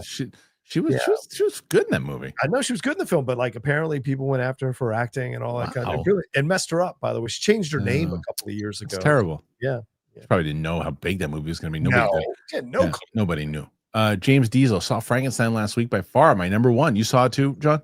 Twice now. It's great. Okay, it comes out on Friday. I think I'm just going to do a reaction to it. Okay. Yeah. Del Toro score, cinematography should all be locks for noms. Elordi really impressed me too. I had the funniest thing happen on the air with Elordi. Okay. There was that movie he's in with Daisy Edgar Jones. It's on the app, right? And I was like, I'm like, I don't get this guy. Everyone's talking about how great this guy is. I've never seen this. Is the first time I've seen this guy. What's this guy not great? And Roxy goes, "Wait, you didn't like him in Saltburn?" I go, "That's the guy in Saltburn." I'm just kidding. That guy's great. He's a star. He's good. He's good. Is he good in this? You are good. Yes, he's great. I think the best supporting actor category is going to be stacked this year. There are going to be people eliminated from that category in the Oscars that are. That's why David Johnson doesn't have a chance. I know. I really wish he would. I hope Frankenstein gets nominated for Best Picture. I think it deserves it. Frankenstein? Yeah. Really good, huh? I got it. All right. Look, I remember being super surprised with Pinocchio. Yeah. That Pinocchio was awesome. I think he's on a run here, man. Like Shape of Water, Nightmare Alley, Pinocchio in this film. I mean, he's on a run. Yeah. But here's the problem. Second golden age. But my man loves to spend money, though. Del Toro loves to spend money. How much? I'm going to guess. This movie should cost 65 to 70. I bet you this movie costs $150 million. I think it was 2. But let me see. That's ridiculous. I love him, but I would never hire him. He just spends too much money, dude. Kristian, why would you? I love him. He's one of the greatest people ever. He is. 120. Okay. That's it. I haven't seen the movie, so maybe was it worth? Oh, it's all over the He spent his money. Oh, hell yes. Okay. It is gorgeous. Yeah. Okay. 120 is not crazy. Yeah. 120 is not crazy. The Lil Yankee. Support for Kristian losing the bet on the World Series. Cool cap, Roca. As a Yankees fan, best to have left it alone, in my opinion. New York and Washington injuries hurt too. Yeah, I know. Look, when you get 220 odds, you take the shot. with them, they made it all the way to yeah. I'm proud of that bet. It looked like it was going to happen. It's not like you were way off base. Yeah. Well, the other thing that I saw somebody, and we're going to get to a super chat in a second, saying. Okay. Like goading me, saying, look, the Dodgers won. I'm like, I don't give a shit that the Dodgers won. I just care that I lost money. Yeah. I don't care. I don't care. I mean, I don't really care that the Blue Jays lost. They beat the Yankees, and I was rooting again. I was gonna root for the Dodgers if I didn't to get those odds. I'd be like, it'd be nice. The Dodgers win 2 in a row. Good, fine, it's fine. But then Winston made me root against the Dodgers also, because he summed up what LA sports fans do. Every LA sports fan does that. Like, oh, wait a minute. We like them now. Why? Because they're in the championship. Because they're winning. And your team isn't. That's why. Oh, you're a Dodgers fan now. You're a Lakers fan now. Sure you are. I had season tickets during a lot of the lean years in the 2000s for the Dodgers. Now, I mean full season tickets, like 25, 30 game packages. Yeah. And I've been in many empty stadiums at Dodger Stadium. I mean, like literally sitting at the top and then going almost all the way down to the field through the game because there weren't a lot of people there watching the game. So yeah, you're right. LA is very much a winner's town. The So Lakers, much I think, is the only team that sells out. Everything else is dependent on if yeah, but even them, because it's like the hot ticket to have. right. Like it's like the hot ticket. If they were in last place, no one would care about them. Like that's the different. Like where you're from, where I'm like New York, like, it's life here, dude. Like, again, like that again, using that kid as an example, the Jets fans. Like I have so many friends who are Jets fans who are miserable. They're miserable. They don't band. They go to the games, they watch the games, and they expect the worst. They don't tune out until they might be relevant again. Right. And that's Mets fans are like that. Mets fans are like that. Mets fans are like that? No, they're not. The Mets fans are pretty loyal, dude. No, that's what I'm saying. They're loyal. Oh, super loyal. I'm saying they're a damaged fan base. Yes, 100%. Yeah. And I really hope the Yankees get Pete Alonso to really kind of really do that. Like, how does that work for you? I really hope they get him. Go, pal. Brown and Harbour are going to have to do some press over the next 3 weeks, and somebody's definitely going to ask about it. That's a great point. That's a great point. Yeah. Now, the publicist could protect them from it, though, and I say because you can 100% say absolutely no questions about that. Yeah, and and there's so many outlets who are willing to do it. Yeah. So I don't know. 45 so far, John. 45. 45. Come on. Motorola. Here it is. Christian, your audio is a bit quiet. I can't hear the Will Smith home run and the Blue Jays choking. Again, I don't care that they choked. It's and I don't. First of all, I don't think they choked. I just think that they got outplayed. Punk and Dodgers win, and Uso loss. Christmas is over. No other gifts needed. I mean, I'm telling you, did you watch it? I did watch Saturday Night's Main Event because I could. Yeah. It was on Peacock. I watched it with my little one. That's the other thing I'm going to tell you I watched because I didn't have to pay extra money for it. ESPN, never again. But I did watch that, and I think that the right people won. I do, but I think Jay did not wrestle a good match, and I was really upset. Punk is struggling. Punk's old, man. You got to help him get over. And he meant Jade. I thought Jade did good. Sorry, Jay. Jay did not wrestle a good match. Punk is old. You got to help him get over. Yeah. And I think Jay did him no favors a couple of times, sandbagged him or botched a couple of moves. And I was like, come on, dog. They were ready to hand you the belt and you were going to run with it. And now you're going to like be a little bit of a child. Like, come on, dog. You think he was bummed that he had to drop it? Yeah. 100%. Is that the report? Is that the reports or you just had a feeling? Oh, it's just my feeling. I think when wrestlers botch matches is because their heart's not in it or they're mentally not focused on what they need to be doing. Well, to be fair, even when he was in his big push, he was botching spots. At what point does it become like, what the fuck? Like, who are you talking to right now? Yeah, but how many times did I say that this guy is not a main event guy? Well, I never agreed with you that he wasn't over to be a main event guy. I never said he wasn't over. I never said he wasn't over. His quality is absolutely in question. I never said he wasn't over. I said he didn't have the goods to be. You can be over and not be a main event guy. His entrance was super over. It still is. People are gonna dance in the crowd, and he's got like 7 moves. Yeah. He's terrible on the microphone. Terrible. So Punk got his due. Yeah, but it didn't, should have been bigger, should have been better. Yeah, should have been, but whatever. Now he carries that title, and it's smart to have him. Him and Cody as champ right now. Tony Khan is like, three of his wrestlers are champions over there now. That's true. James Diesel, how about Rabel and the Patriots? Yeah, it's like and look, you never know what's gonna happen. Listen, Vrabel's doing great. He did great in Tennessee. And what happened in the playoffs? Choking dog. So he's great in the regular season. And he had some great teams, damn good teams in the AFC. Couldn't even get him to a Super Bowl, right? Derrick Henry was your running back. So Ryan Tannehill was a damn good quarterback when he played under Vrabel at Tennessee. They had A.J. Brown, I believe, at Tennessee as a receiver who won a Super Bowl with the Eagles. They couldn't get the job done. So we'll see what he does in the playoffs when it really counts and before we give him his flowers. So we will see. Yeah. Let's see. That's a good idea, actually. As I'm going through this, I looked at some. I'm gonna ask the audience too. I have my Famke Janssen interview going up on Wednesday. That's great, man. It was a full hour, dude. And it's gonna be it's going to be up on Wednesday, but I'm curious for the audience because I saw some suggestions. Who should what shows should I reach out to try to get on to promote the Kickstarter once it's on? I know obviously John's the first person well, Campy and Roka, the two that I reached out to first. Of course. I mean, of course you reached out to Campy first. Yeah. Meppel, is there a main event on the men's side that could get you excited for WrestleMania right now? I think I would like to see Punk versus Cody for title. That'd be cool. Yeah. People might hate me for this because we've seen it so many times, but if you brought the Madman back, you might as well put him up against Roman one more time. Oh, Brock and Roman. Yeah, Brock and Roman one more time. It's been years since we've seen him wrestle. Why not? And so, like fucking steel cage, everything's on fire. I don't care. Like tear down the house, man. That would be the way to go for me. Yeah. The Lil Yankee. Additional support. All right, Kristian's pending Kickstarter. Let's F and go. And John Campy at Show Cameo. I'm definitely gonna. John already said he'd be cool going up there to do it. I gotta check it out. I gotta go see who else. And I'm probably gonna do full. If not, I think this might be ambitious, but I was thinking like the week I launched, doing 5 like really long streams. Oh, So yeah. I'll probably definitely do maybe like on our Monday, John. I'll probably start early in the morning. You come in your regular time. Have other people pop in, do anything, just run like a full 24-hour. Not about 24 hours, but maybe like a full. Maybe let's see. If I started at like 9 and went until like 9, I'd probably do 12 hours. You're going Jerry Lewis. You're going Jerry Lewis here. Yeah, probably. I'm getting this thing done. Yeah, I'm getting it done. Mark, Jason, Ali, did you both see Shelby Oaks in the end? No.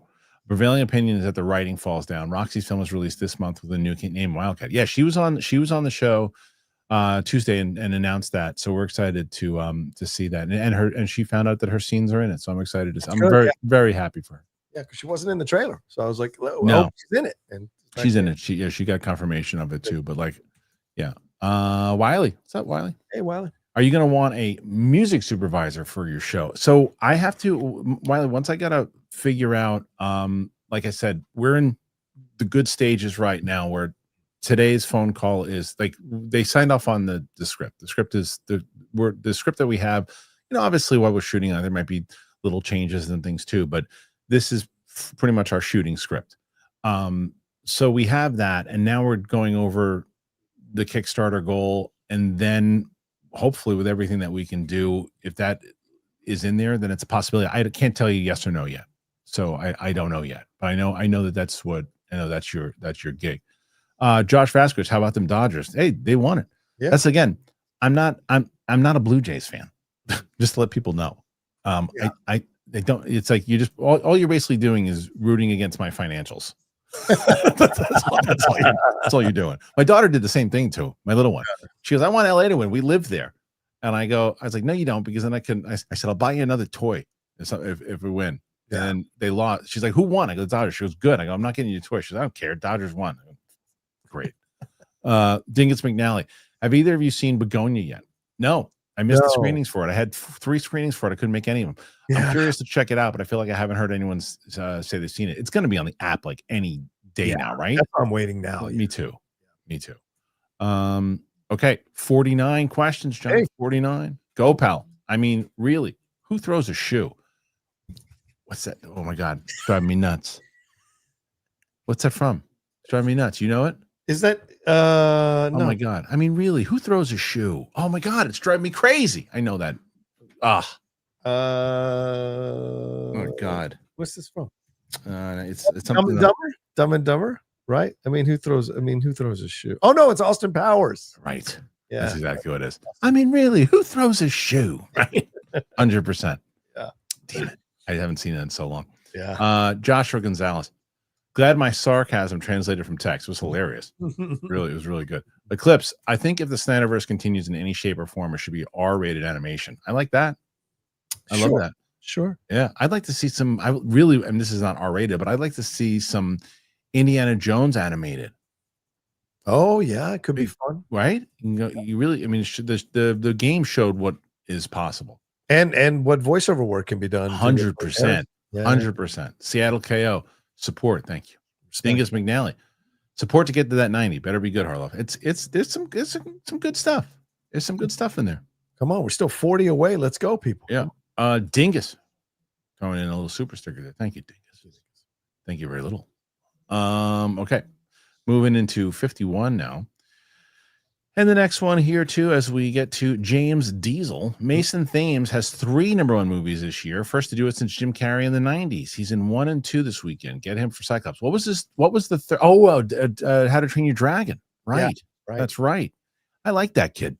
Yeah, he's a good actor. Yeah, he's a good actor. He reminds me of Garfield a bit. Oh, interesting. Reminds me of Andrew Garfield a tad when I see him. I thought he was actually really good in that movie, the Regretting You movie. The movie itself is like a soap opera, but but he was good. Yeah. Yeah, I like him. Be interesting. I mean, you just put that in my mind. He would be an interesting Spider-Man down the road once or someone in the X-Men or something. He's a big DC guy. He's a big DC. He wants to be Nightwing. Oh, yeah. That could be. I know. That could be good. Dingus McNally. Kristian, I love Ming. His reactions are great. Ming's the best. Please tell me you guys did chapter 2. What's next for him in the Avatar movies? No, not the Avatar movies. So Ming and I were going to do it chapter 1 on Halloween, or sorry, chapter 2 on Halloween. That movie is almost 3 hours long. Did you know that, John? Yeah, of course. It's a long movie. So we didn't, because we didn't have enough time. So I'm actually, as soon as John and I are done, I'm going to make The Long Walk public, and he and I watched that. And then he's coming in this week, and we're going to watch it chapter 2. So hopefully sometime this week, it chapter 2 will be up on the channel. But Ming's the best. Ming's the whole reason that I've gotten myself in shape is because of Ming. Well, yeah. Seattle KO, good Netflix and chill movie. There's something about Mary, Shallow How, or Stuck on You. I mean, out of those, something about Mary's the only one that's good out of the 3. Yeah, I agree. Yeah. The other one's just kind of not good. Lazy. Francisco Lopez. I don't know why, but I feel like Paramount going to buy WBD is going to be too good to be true. Ellison talking about WBD almost every day. Never hear someone talking about things that they don't have too much like that. I don't know. Am I crazy? The only reason is that most people don't have all the money in the world. Yeah, and get questioned about it. Yeah. Right.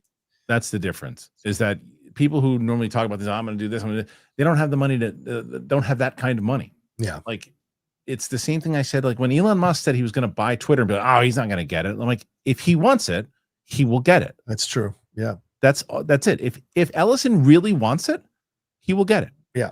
That's the bottom line. It's like, that's what that kind of money and power can do. It's just the question is, at what point, because though, that's the thing, that when you have that kind of money, that everyone knows you have that kind of money. Right. And that they can say, well, you know what? No, we're not going to give it to you. Maybe I would have given this guy a little less because I know I might lose him. I'm not going to lose you. And the question is, like, how long can they do that for? That's why I said bid number 1, no thanks. Bid number 2, no thanks. 3, no thanks. What else you got there, rich boy? And eventually the question is, do you really want it that bad? Or are you going to go down? They're not taking advantage of me. So they're just trying to like up my price. F them. That could happen too. 100%. Yeah. But if he wants it, he's getting it. Yeah. Brandon. Meg now became a new YouTube member. I love it. So many new YouTube members. Nice. It's amazing. I'm very excited for that. Seattle KO, more support for Roca. Thank you, Seattle. Indeed. And I'd like to thank you guys. I didn't do this, and I'm sorry that I didn't do this. Over the weekend we hit 210,000 subscribers. Hey, so congratulations. Yeah, thank you guys. We just hit 210. Really appreciate everybody who's been on board and who's been here since the beginning. So thank you guys. And here's to another 210. Yeah. Rago. Did you see that new Rachel McAdams Send Help trailer? No, what's that, John? Do you know what that is? Yeah, that's the Sam Raimi, the new Sam Raimi. Oh, okay. Where she is stuck on the island with Dylan O'Brien, and she's this like employee who's been abused by her boss. Her boss is Dylan O'Brien, a younger guy. Shit. And now she's stuck on the island, and he has to depend on her to survive. So interesting twist. Oh, that is interesting. Yeah. Okay. I like both of them. Yeah, the trailer was good. Yeah. Okay. Rago. I saw an article that the guy driving the Jeep in the Pennywise show is the same guy from The Shining, right? The guy who had also The Shining. Yes, Catman Struthers played him in The Shining, and now he is that character, which makes sense because in The Shining he had the same ability to be able, the psychic ability, and now he's got it in this. So yeah, it makes. I like how they did that. That it all ties in together. Yeah, like they're creating a Stephen King verse without being overt about it. Yeah, and they did that in the books. So right, 100%. Dingus McNally, have either one of you seen The Chair Company on HBO? Only Tim Robinson can make a big conspiracy about chairs. No, I don't even know what that is. Yeah, I haven't seen that one yet, but I've seen the reviews have been pretty positive. I don't know what it is. Yeah. Yeah. Tim Porter, Trey Porter. Sorry, Tim. I say Tim Porter, then I say sorry, Tim. Trey Porter. I saw Sinners in IMAX in Saturday in New York. Oh, nice. The movie held up great, and the crowd was great. It's a great movie. 70 millimeter. Yeah, I'm gonna have a hard time making my top 10. Oh yeah. It's crazy because it feels top heavy, doesn't it? It feels like this year is top heavy. Yeah, it does. And then because like once you get past the first 10 to 15, there's like a drop off. So it's like, sure. You know, so I know. Yeah. Trey also said I saw Jennifer Lawrence arrive for the Die My Love premiere at the theater I was at. Saw the back of her head inside of her face. So that was my 15-second brush to stardom. I was supposed to go to that premiere. I didn't do it. Wow. I didn't do it. I told you, I'm not. I don't think people understand. I'm not a big premiere guy anymore. Yeah. Yeah. I don't love it. I don't love it. I'd rather see the screens. People like go. That's always my favorite comment. Well, if you did that, you wouldn't be able to get to go to the premieres, would you, Shill? I'm like, I hate premieres. I hate them. What you how can I say this? I'm older than Kristian, right? So when I got to Collider, to me, going to a premiere was like a big deal. And I was jealous the first year, envious, I should say, the first year, because you guys went to the Star Wars premiere. Mm-hmm. And then I got to go to Infinity War, that premiere. That was amazing. It was great. It was fun. Right? There's some really good experiences. Yeah. So effing exhausting. And when it's over, because you go to the after party and you're glad and everything, and you're just, by the time it was over, I was like, I don't ever need to go to a premiere ever again. Well, that's the thing. So, if there's parties, like the food is worth going for, right? Like that's kind of where I like. Okay, fine. I like the food and stuff too. I couldn't give a shit about seeing celebrities. I don't. Yeah. But the thing that I really don't like about them is when there's no party too. Like, hey, you want to go to the premiere? Right. I'm like, is there the screening? Hell no. It starts at 8:00. I won't be home until like midnight. Right. I won't get my out of theater reaction now. Then no thanks. I always choose the regular. I'll take a 5:00 screening every day of the week. Agree. Over a premiere every day of the week. So what I would tell people is use a different insult for me when it's like, oh, he doesn't get to go to the premieres. Different insult. Wrong guy. Luis Soria Ramirez. Apoyo para mis Latinos. Ouch. Yep. Pink the Doyers. The Doyers. See? There you go. It's my show. Otherwise, if you want correct pronunciation, there's two ways you're going to get it. You're either going to get on John's channel or me saying Asia Arjona. Arjona. That's it. And what he's saying is support for my Latinos. Apoyo para mis Latinos. The Badass Times. Ben Foster gets the nom. He should get one. Does he finally get the career blow up he's deserved for years? I don't think so. No, it's not going to be big enough film for that. Yeah. No, but I still think that he'll keep working and getting roles. Because you never hear, I don't like that guy. It's always, I love Ben Foster. Yep. Yeah. FY Blue Ruin is a classic. I don't know what that is. Okay. Oh, so it's a film from 2013 or Revenge? Oh, okay. All right. I guess it was playing it.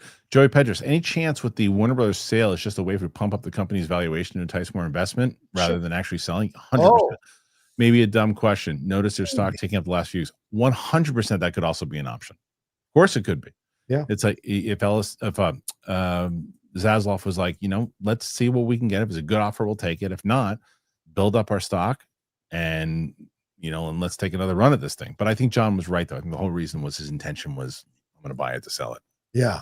Can we stop for a second? Look at his. I like Joey's face here. Joey's like, hey guys, I know something. I'm not going to, and I'm with you. I like it. You know what? Taking these photos is not easy. Choosing what look to have on these avatars. Oh, the avatars. Easy. Okay. Yeah, I'll look on the bottom. Is it okay? So I'm giving love to Joey for the shot. Okay. I like it. Joey's a good photographer. You're talking about which Joe? Oh, you're talking about Joey Pedros. Yeah. Oh, okay. Joey, you got to make sure when if you on the members. I think Joey. I believe Joey's still a member. Is he?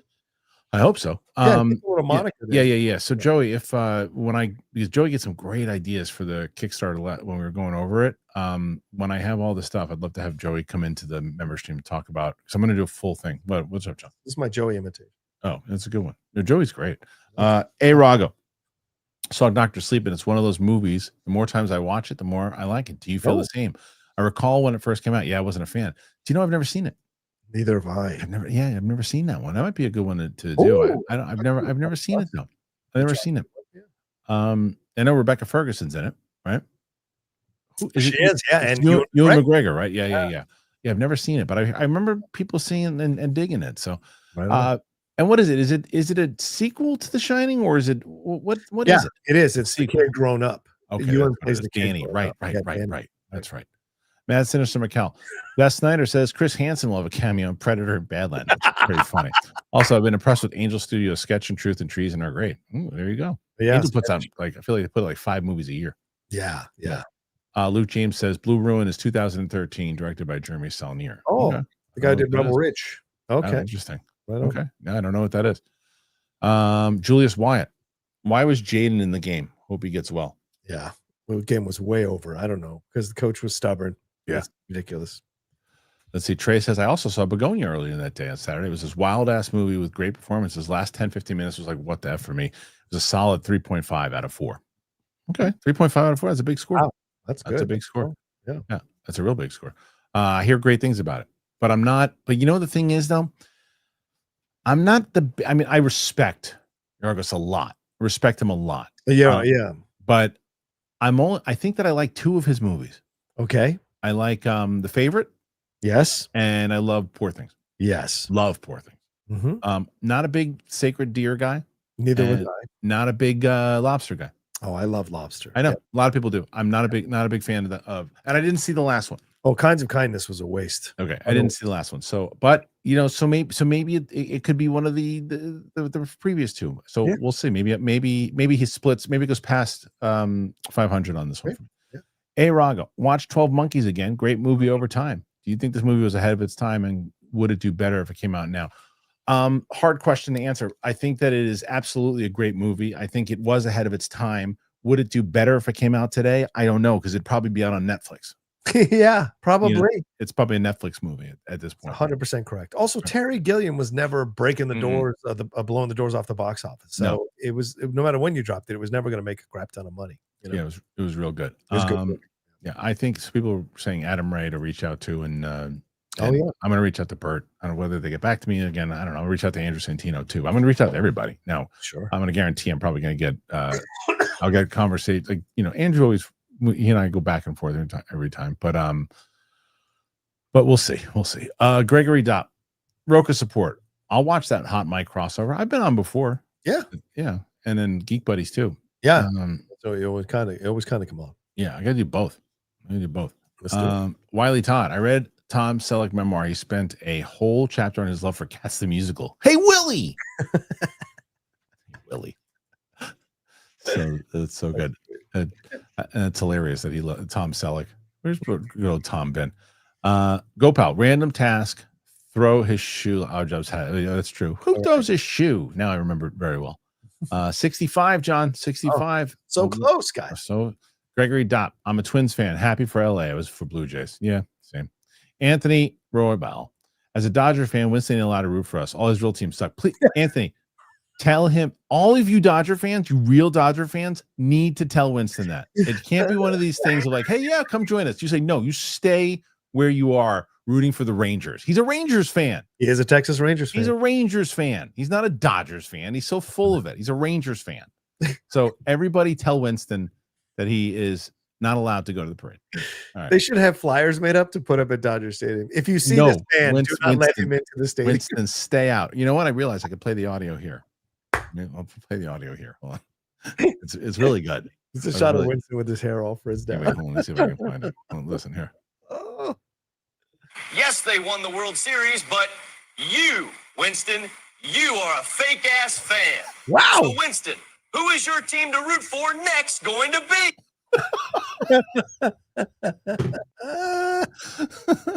Because he sent me some dancing emoji after they lost. What? And I'm like, again, I'm not a Toronto fan, and you're not a Dodgers fan. So stop this. Wow. Josh Vaskovich. Predictions for Super Bowl and next year's World Series. I always put the Yankees in the World Series, even if they don't do it. I think we're getting a Subway Series next year. I don't mean any of that. I don't mean that at all. Well, last year was our best shot, and it didn't happen. Yeah. No. Super Bowl. I think they're going to run it back. I think it'll be Dodgers Jays again next year, but Jays. Oh, you're talking about the World Series. What about the Super Bowl? Super Bowl, I think it's tougher, especially after Green Bay lost over the weekend. Green Bay had been my number one team in the NFC. They lost to the Panthers of all people. Right. And then you saw Kansas City lose to the Bills. So are the Bills back in motion now? So I mean, right now it feels like Buffalo versus Philly. It feels that way to me when all is said and done. But you can't count out Seattle. God help Sam Darnold, who's actually found new life. So we will see, man. We will see. Legend MM600. What's some of the coolest Halloween costumes you see? I'll tell you what I saw that was cool. Go ahead. It wasn't necessarily different, but I thought it was cool. There's where I live now, John. It is the perfect place that my kids live now, because like the whole town is like the movie Halloween without the murder. Like where like Halloween when everybody's walking around the streets and everybody's got the costumes on and it looks like, well, what town is that? That's the town I live in. Everything was going, like every house, everybody, like it was the most festive Halloween. And I'm not a big Halloween guy, but even I was like, this is cool. Yeah. Like there was like a pizza truck. Someone had a pizza truck on their lawn. It was so good. It was amazing. So I saw a 10 or 11-year-old kid dressed up as Freddy Krueger. And I thought that was awesome. The fact that those movies still stick around to this 12-year-old kid, I just thought that was cool.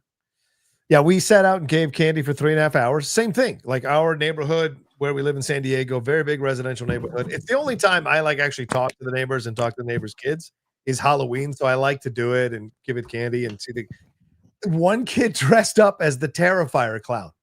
Oh, I'm like, how do you know this series? Right. And why are your parents letting you dress up like this? He had the honk thing. I was like, what? Have you seen those movies? I won't watch them. I watched one and I was like, this is asking too much of me. I'm never going to watch those movies. Yeah. Gregory Depp, feeling Washington, Roka Vikings quarterback hurt often too. Yeah. It's just not nothing's working for us on both. Joe Hendo TV. We probably talked about it before, but did you watch Shelby Oaks from your old buddy Stuckman? I have talked about it. No, I haven't seen it yet. I missed. Well, I never got an invite for the screening. Yeah. Tried to get him on to do interviews. You guys was doing interviews with everybody. Tried to get an interview. I couldn't get an interview with him. So I do want to see it eventually, but I didn't get a chance to see it. Yeah, that's weird that he wouldn't have you. He wouldn't go on. He was in New York. I mean, he didn't say no, but he just said, "I'll give you." I never heard from him. I saw him on every other freaking show. But it happens. So Ronaldo Leon, hey guys, is Avatar really making $2 billion or less? It's gonna get close. I think it makes 1.6. I think it makes 2. Absolutely. So? Yeah, it's not a crazy bet. No, you don't doubt James. And I think people are saving their money for Avatar. I gotta be honest with you. I would not be surprised. It's an event. Gregory Dopp had a great Halloween at home. 500 kids of people. You too. I'm getting used to my new neighborhood because the thing is, what we used to do is and I said this when I'm in LA, we put out the candies. Yeah.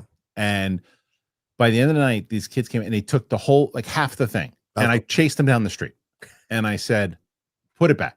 I'm like, there are other children that are coming through, put it back. And there's these older kids, whatever. Of course. And it was happening often. So I'm like, I'm not doing this anymore. So we stopped doing that. So I got really skeptical of doing it. It's like an honor system here too. Everything. It's like I don't know where I'm living. It's like it's something out of Pleasantville, and it was wonderful. And people were walking through, and they were like, it was like really nice. And we left the thing out, but then I came back at night because I thought that's when everybody was coming back. Yeah. Everybody starts like 3:30, 4 o'clock as soon as everybody gets out of school, and then it's shut down by like 7, 8 o'clock. And I was like, "Whoa, I was surprised!" But got a lot of candy left in the house. Yeah. But it was fun. We had a good Halloween. Yeah. Luis or Ramirez, worth it. Love the show. Thank you, Luis. Thank you, Luis. Appreciate that. Okay, Dingus McNally. What would you say is your favorite theater moment with an audience? Mine is still No Way Home. A dude literally shouted, "It's effing Toby." That's a fun one. I have one that I've told a million times over, and it's just because this guy's delivery was out of control. Yeah. It was the Planet of the Apes from 2011 with James Franco, and when Caesar says no, this black dude goes, "God damn!" It's the best. It was the best. The whole theater lost it because it was so genuine. Yeah, it was so genuine. It was so real. It was such a real reaction, and it was warranted. It was warranted, and it was so good. I loved it. So that's the one that always stands out to me. The Spider-Man No Way Home is great, but nothing's going to beat Avengers Assemble. Or no, sorry, on your right, That's a good one too, right? It was great. People lost their mind. That's great. Yeah. The Badass Times. For the love of God, bring Finstack back. So here's a funny story about him. So I called him randomly because you never know when he's gonna pick up. Sometimes you call him and you don't hear from him forever, and he's on a golf course doing God knows what. So I tried him, and then I talked to my buddy Winkleman, who I've told the story about many times over with the Wear a Jacket and other things on the show. So I was talking to him for a bit, and he knows, and he and Tom and I were very close friends. So randomly, Tom tells us this, calls in the middle of it. So Winkleman goes, "You got a three-way the call in." So we did, and we're talking, and he just told me such great Finstock stories about a John Travolta picture and other things that just, I got to get him on the show to tell these stories. They were just next level stuff that would have been amazing, like Schmoes Know stories for sure. Oh, man. Gopal, who says the Freaks and Geeks DVDs have a funny story about Ben Foster. He played the intellectually disabled kid in the pilot. Did he really? He put in a ton of work, which makes sense. He's so good. Yeah, he's so good. And then Joe Hendo TV. Have you watched Whitest Kids You Know? One of the people in the show is Zach Kreger's of Weapons. No, I've heard about him obviously doing it, but no, I've never. He came from comedy, so no, I never saw it. Did you ever watch it? I think there was a Canadian one. I don't think I watched it. No. Okay. Yeah. Okay. I heard it was funny though. Gopal, when they brought Ben back later, he knew it wasn't that kind of show, and just a quick gag, so he just showed up and winged it. I didn't realize he was on. It was on. Yeah, I didn't watch that show. Sorry, Sam. Yeah, but I didn't watch that show. Sorry, Sam. Yeah. Jay Anderson, new member. Thank you, Jay. I love that. Doug, developer. Very nice to see Nev Campbell still kicking at 30 plus years in Scream 7. Which actress who got hot in the 90s do you wish made a comeback? Julia Roberts. I thought this was going to be a comeback thing for the awards. It's not. I think they've all tried. The ones who were Sandra Bullock. Sandra Bullock has tried. Cameron Diaz has tried. I know. Well, she's coming back. Cameron Diaz. She's been out. She's been retired for a bit. Yeah, I know what I'm saying. But the films she's come back with haven't been that strong. Winoda's still around because Winoda's probably doing the best right now. Yeah. Sharon Stone, Pfeiffer, Bassett, Reese, still doing things. I think that's true. Very strong. Alicia's even back. Silverstone's even back now. But he's saying making a big comeback. That's what I'm saying. Yeah, they're all still around, so they can't come back because that's true. That's true. Left. That's true. Yeah. Galaxy Geeks had to send one in. I need a Marvel short to make. I know. 71. 71. 19 is what we need here too. No, it's not that, Princess. It's not that he wouldn't do my show. He was slammed busy with stuff too, and I think I reached out to him too late. It's not like he was like, "No, I'm not doing your show." It's just the fact that he was doing a lot of different shows. It was timing. It was timing, and I talked to him. I texted him after the movie came out, and I literally told him. I said, "Look, the Kickstarter I'm starting was a big inspiration." So no, that's being very clear there. It was a matter of this scheduling. I'm sure. Eclipse. I became an AMC A-list member just to see Avatar 4 times in a week. I'm 100% sure it's going to make at least the same amount as the second movie. It very well might, because the second movie was, I think most people thought it was better than the first. Yeah. And it's just so much, there's just events to see in the theater. They really are. Doug Developer rewatched Dead Poets Society, found Mr. Perry over the top and poorly written. Really, telling his son to quit the play on opening night. Can't even act as a hobby. Even my Asian dad isn't that strict. Well, Doug, that was from the 1950s, bro. Yeah, it was a very different time. It was a very different time. And that was a guy who was born in the late 1800s. Yeah. Actors aren't really seen as reputable things to be back then. Yeah, it was very, very different. Bobby Jackson. I first saw Managing Kendo on The Good Place and have watched his career with the greatest interest ever since. He's great. Yeah. He's great. Yeah. I really like him a lot. And I thought he was so good in that Freakier Friday. All right. Right now, this is the last one. Oh, no. Right now at 72. Right. Gregory Dobb. I ran out of candy. Blocks closed. No car traffic. Oh, that's good. Well, there you go. We had people parking all over their streets here. It was a little scary at times. Okay. So San Diego streets. Yeah. I think where did ET take place? Was that San Diego? Good question. Probably. I feel like it was, because I feel like the kind of streets there. Yeah. Where is ET set. Let me see. Go Pal. I didn't get Michelle Pfeiffer until one fine day. Somehow that was the one that got me. When HBO would show the same movie all the time for a month. For me, it was Scarface. Oh God, yeah. She's so hot. We just did 4 episodes on Scarface for the Cinephiles. We broke that movie down line by line, dude. What a great experience. I just watched it again recently. I wish that I didn't, because I feel like there's no way that Steph has seen it. Oh yeah. I should probably watch it again. It's so good, man. Yeah, I don't think ET was in LA. No, San Fernando Valley. Yeah. That's where it was. Yeah. It was in LA. Dingus throwing a shot at super sticker. And then Legend. What do you think about the Seahawks? Last game was fire. I'm gonna be honest, I didn't watch a lot of football this week. I didn't have a chance to. Yeah, they played well last night against a very, very terrible secondary in my Washington Commanders. So I mean, I don't want to put too much stock in that, because we saw over the weekend what happens when a team plays a real defense or a decent defense, like the Colts found out playing the Steelers. So it happens. 15 away. Oh, okay. As we wrap up. Oh well.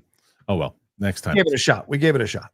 I'll try again tomorrow with some of the stuff that hopefully no one else breaks it. But before we do anything else, John, where can the good people find you? Please, at The Rocha Says on all social media platforms. We'd love to have you aboard, following me there. And of course, my YouTube channel, youtube.com/John Rocha Says. Come on and hang out there, subscribe. We're 10 away from 40,000. Get us across that line so we can march to 50,000. Really would appreciate it. Thanks, Kristian, for 10 people away? Yeah, 10 people away. Come on. Are there 10 people in here who haven't? So you know what I'm going to do? Because let me ask you an honest question. Are you subscribed to this channel? Of course I am. What the hell? I'm always subscribed. I don't know if that's true. Come on. I'm always subscribed. Let me see. Share your screen with me. Last time. Remember? Share your screen with me. I can't do it right now. I don't have it exactly. Up. Yeah. I don't have it up right now. Lying sack of shit. Well, I don't subscribe to your channel. What are you talking about? Did you just subscribe to my channel? Subscribe to your channel. Let's see. So I don't even know how to get to this thing. I don't even know how to get to this thing. All right, let's see. So Jerry Comics threw in a nice super sticker. Look at that, Jerry Comics. So, okay. Yeah. Come on. I'm trying. Let's see. I'm trying to think. People to subscribe. Go pal. Sorry, I already subscribed. That's all we gotta do now. So now John only needs 9. 9. Oh no, they're starting to fire him in there. John, hold on. Oh my God. Movie Madness. Let's Go Dodgers. Saw Begonia, a very Yorgos film. I dug it. Emma Stone and Jesse Plemons are my front runners for the Oscar this year. I gotta see it. I gotta see it. I really do. Yeah. If I wasn't so tired, I'd go this afternoon, but I got to see the other one. All right, we're 11 away, John. 11. Look at this. Wow. Aiden says, Kristian and John, I was just watching through the Real Rejects Batman commentaries, and I had never seen Batman and Robin before.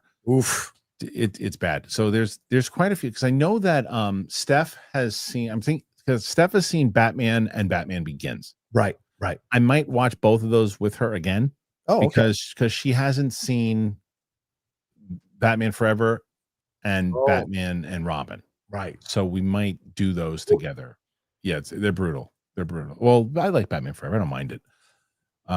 It's dated as F. But Batman Robin is way worse. It is. Aiden also says, when I heard I Wish I Knew, and it shocked me, and I was crying, laughing for a few minutes. One of the highlights of my weekend. I wish I knew. When was the last time you watched that movie, John? Oh God, I've never finished it. Oh wow. So that scene, she asks him like a question. I can't remember. It's such a ridiculous question that he should know the answer to. He's like, I wish I knew. And I'm like, that's what you just use that for everything. I wish I knew. I left after the motorcycle race with Alicia. I was like, this is so dumb. I couldn't handle it anymore. Go pal. A whole team injured. Maybe time to cut off this year. Yeah, for sure. We lost 4 players this season. Thing is coming in hot. Legend. We're getting close, John. 85. 85. Football rocks. Seahawks beat the Steelers, by the way. There you go. They did. Alex says support for Sadie for the Adria Arjona anxiety. I'm gonna send her this. I'm gonna screenshot this. I'm screenshotting this, and I'll see what she says. Hold on. Do it. I got to use the restroom real quick. You do it. All right, go. Hurry up. All right. If we're gonna get to 9, all right. You know what? Call Sadie Harloff. That's what I should have done. Watch this. Let's see if she picks up.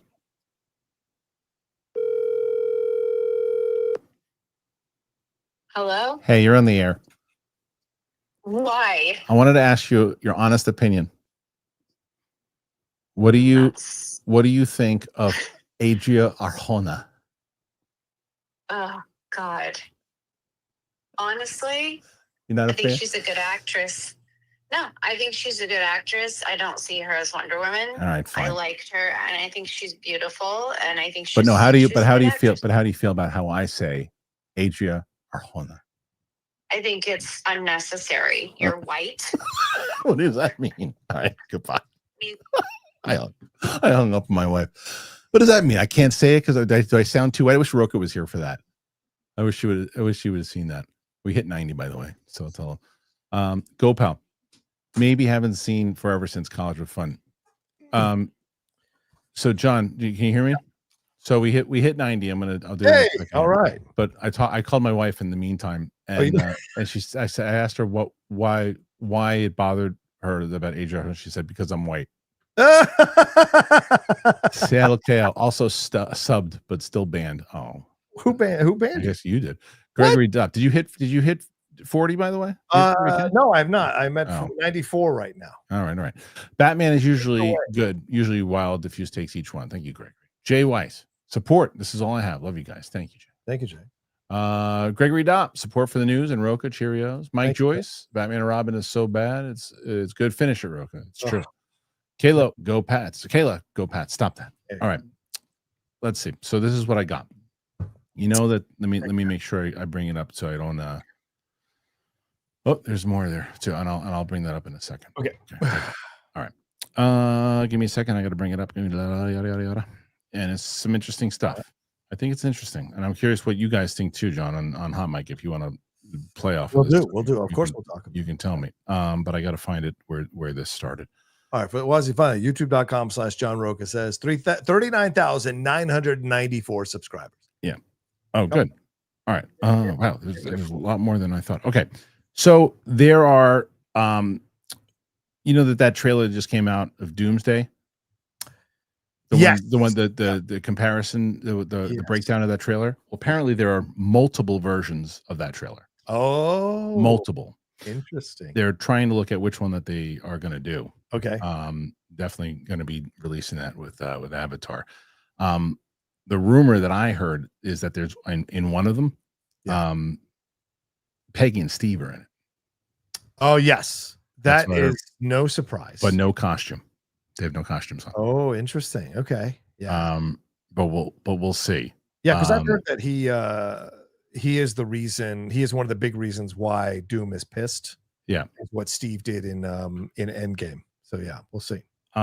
Let's see some of the other things that there's quite a few other ones. You want to take down this Go Pats comment? Yeah. Sorry, but definitely. Sorry. We're gonna clip it out. Yeah. Yep. Okay.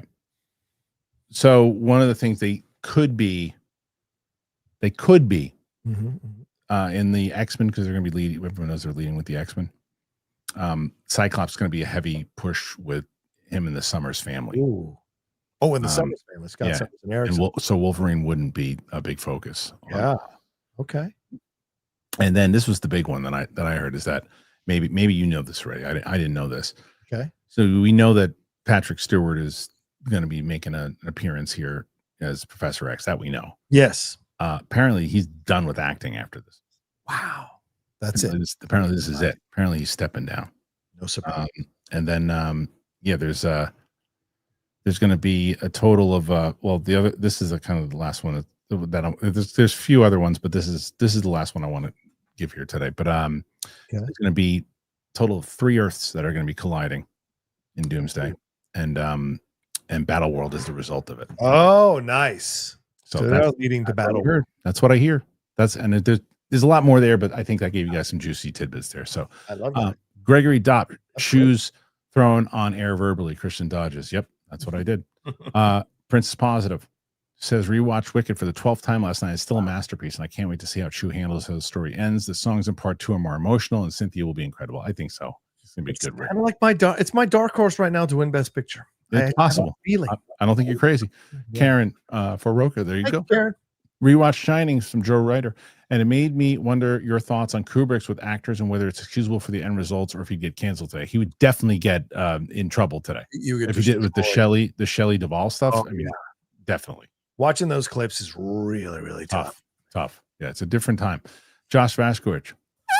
Oh, there it is. I think now we're gonna do a movie review.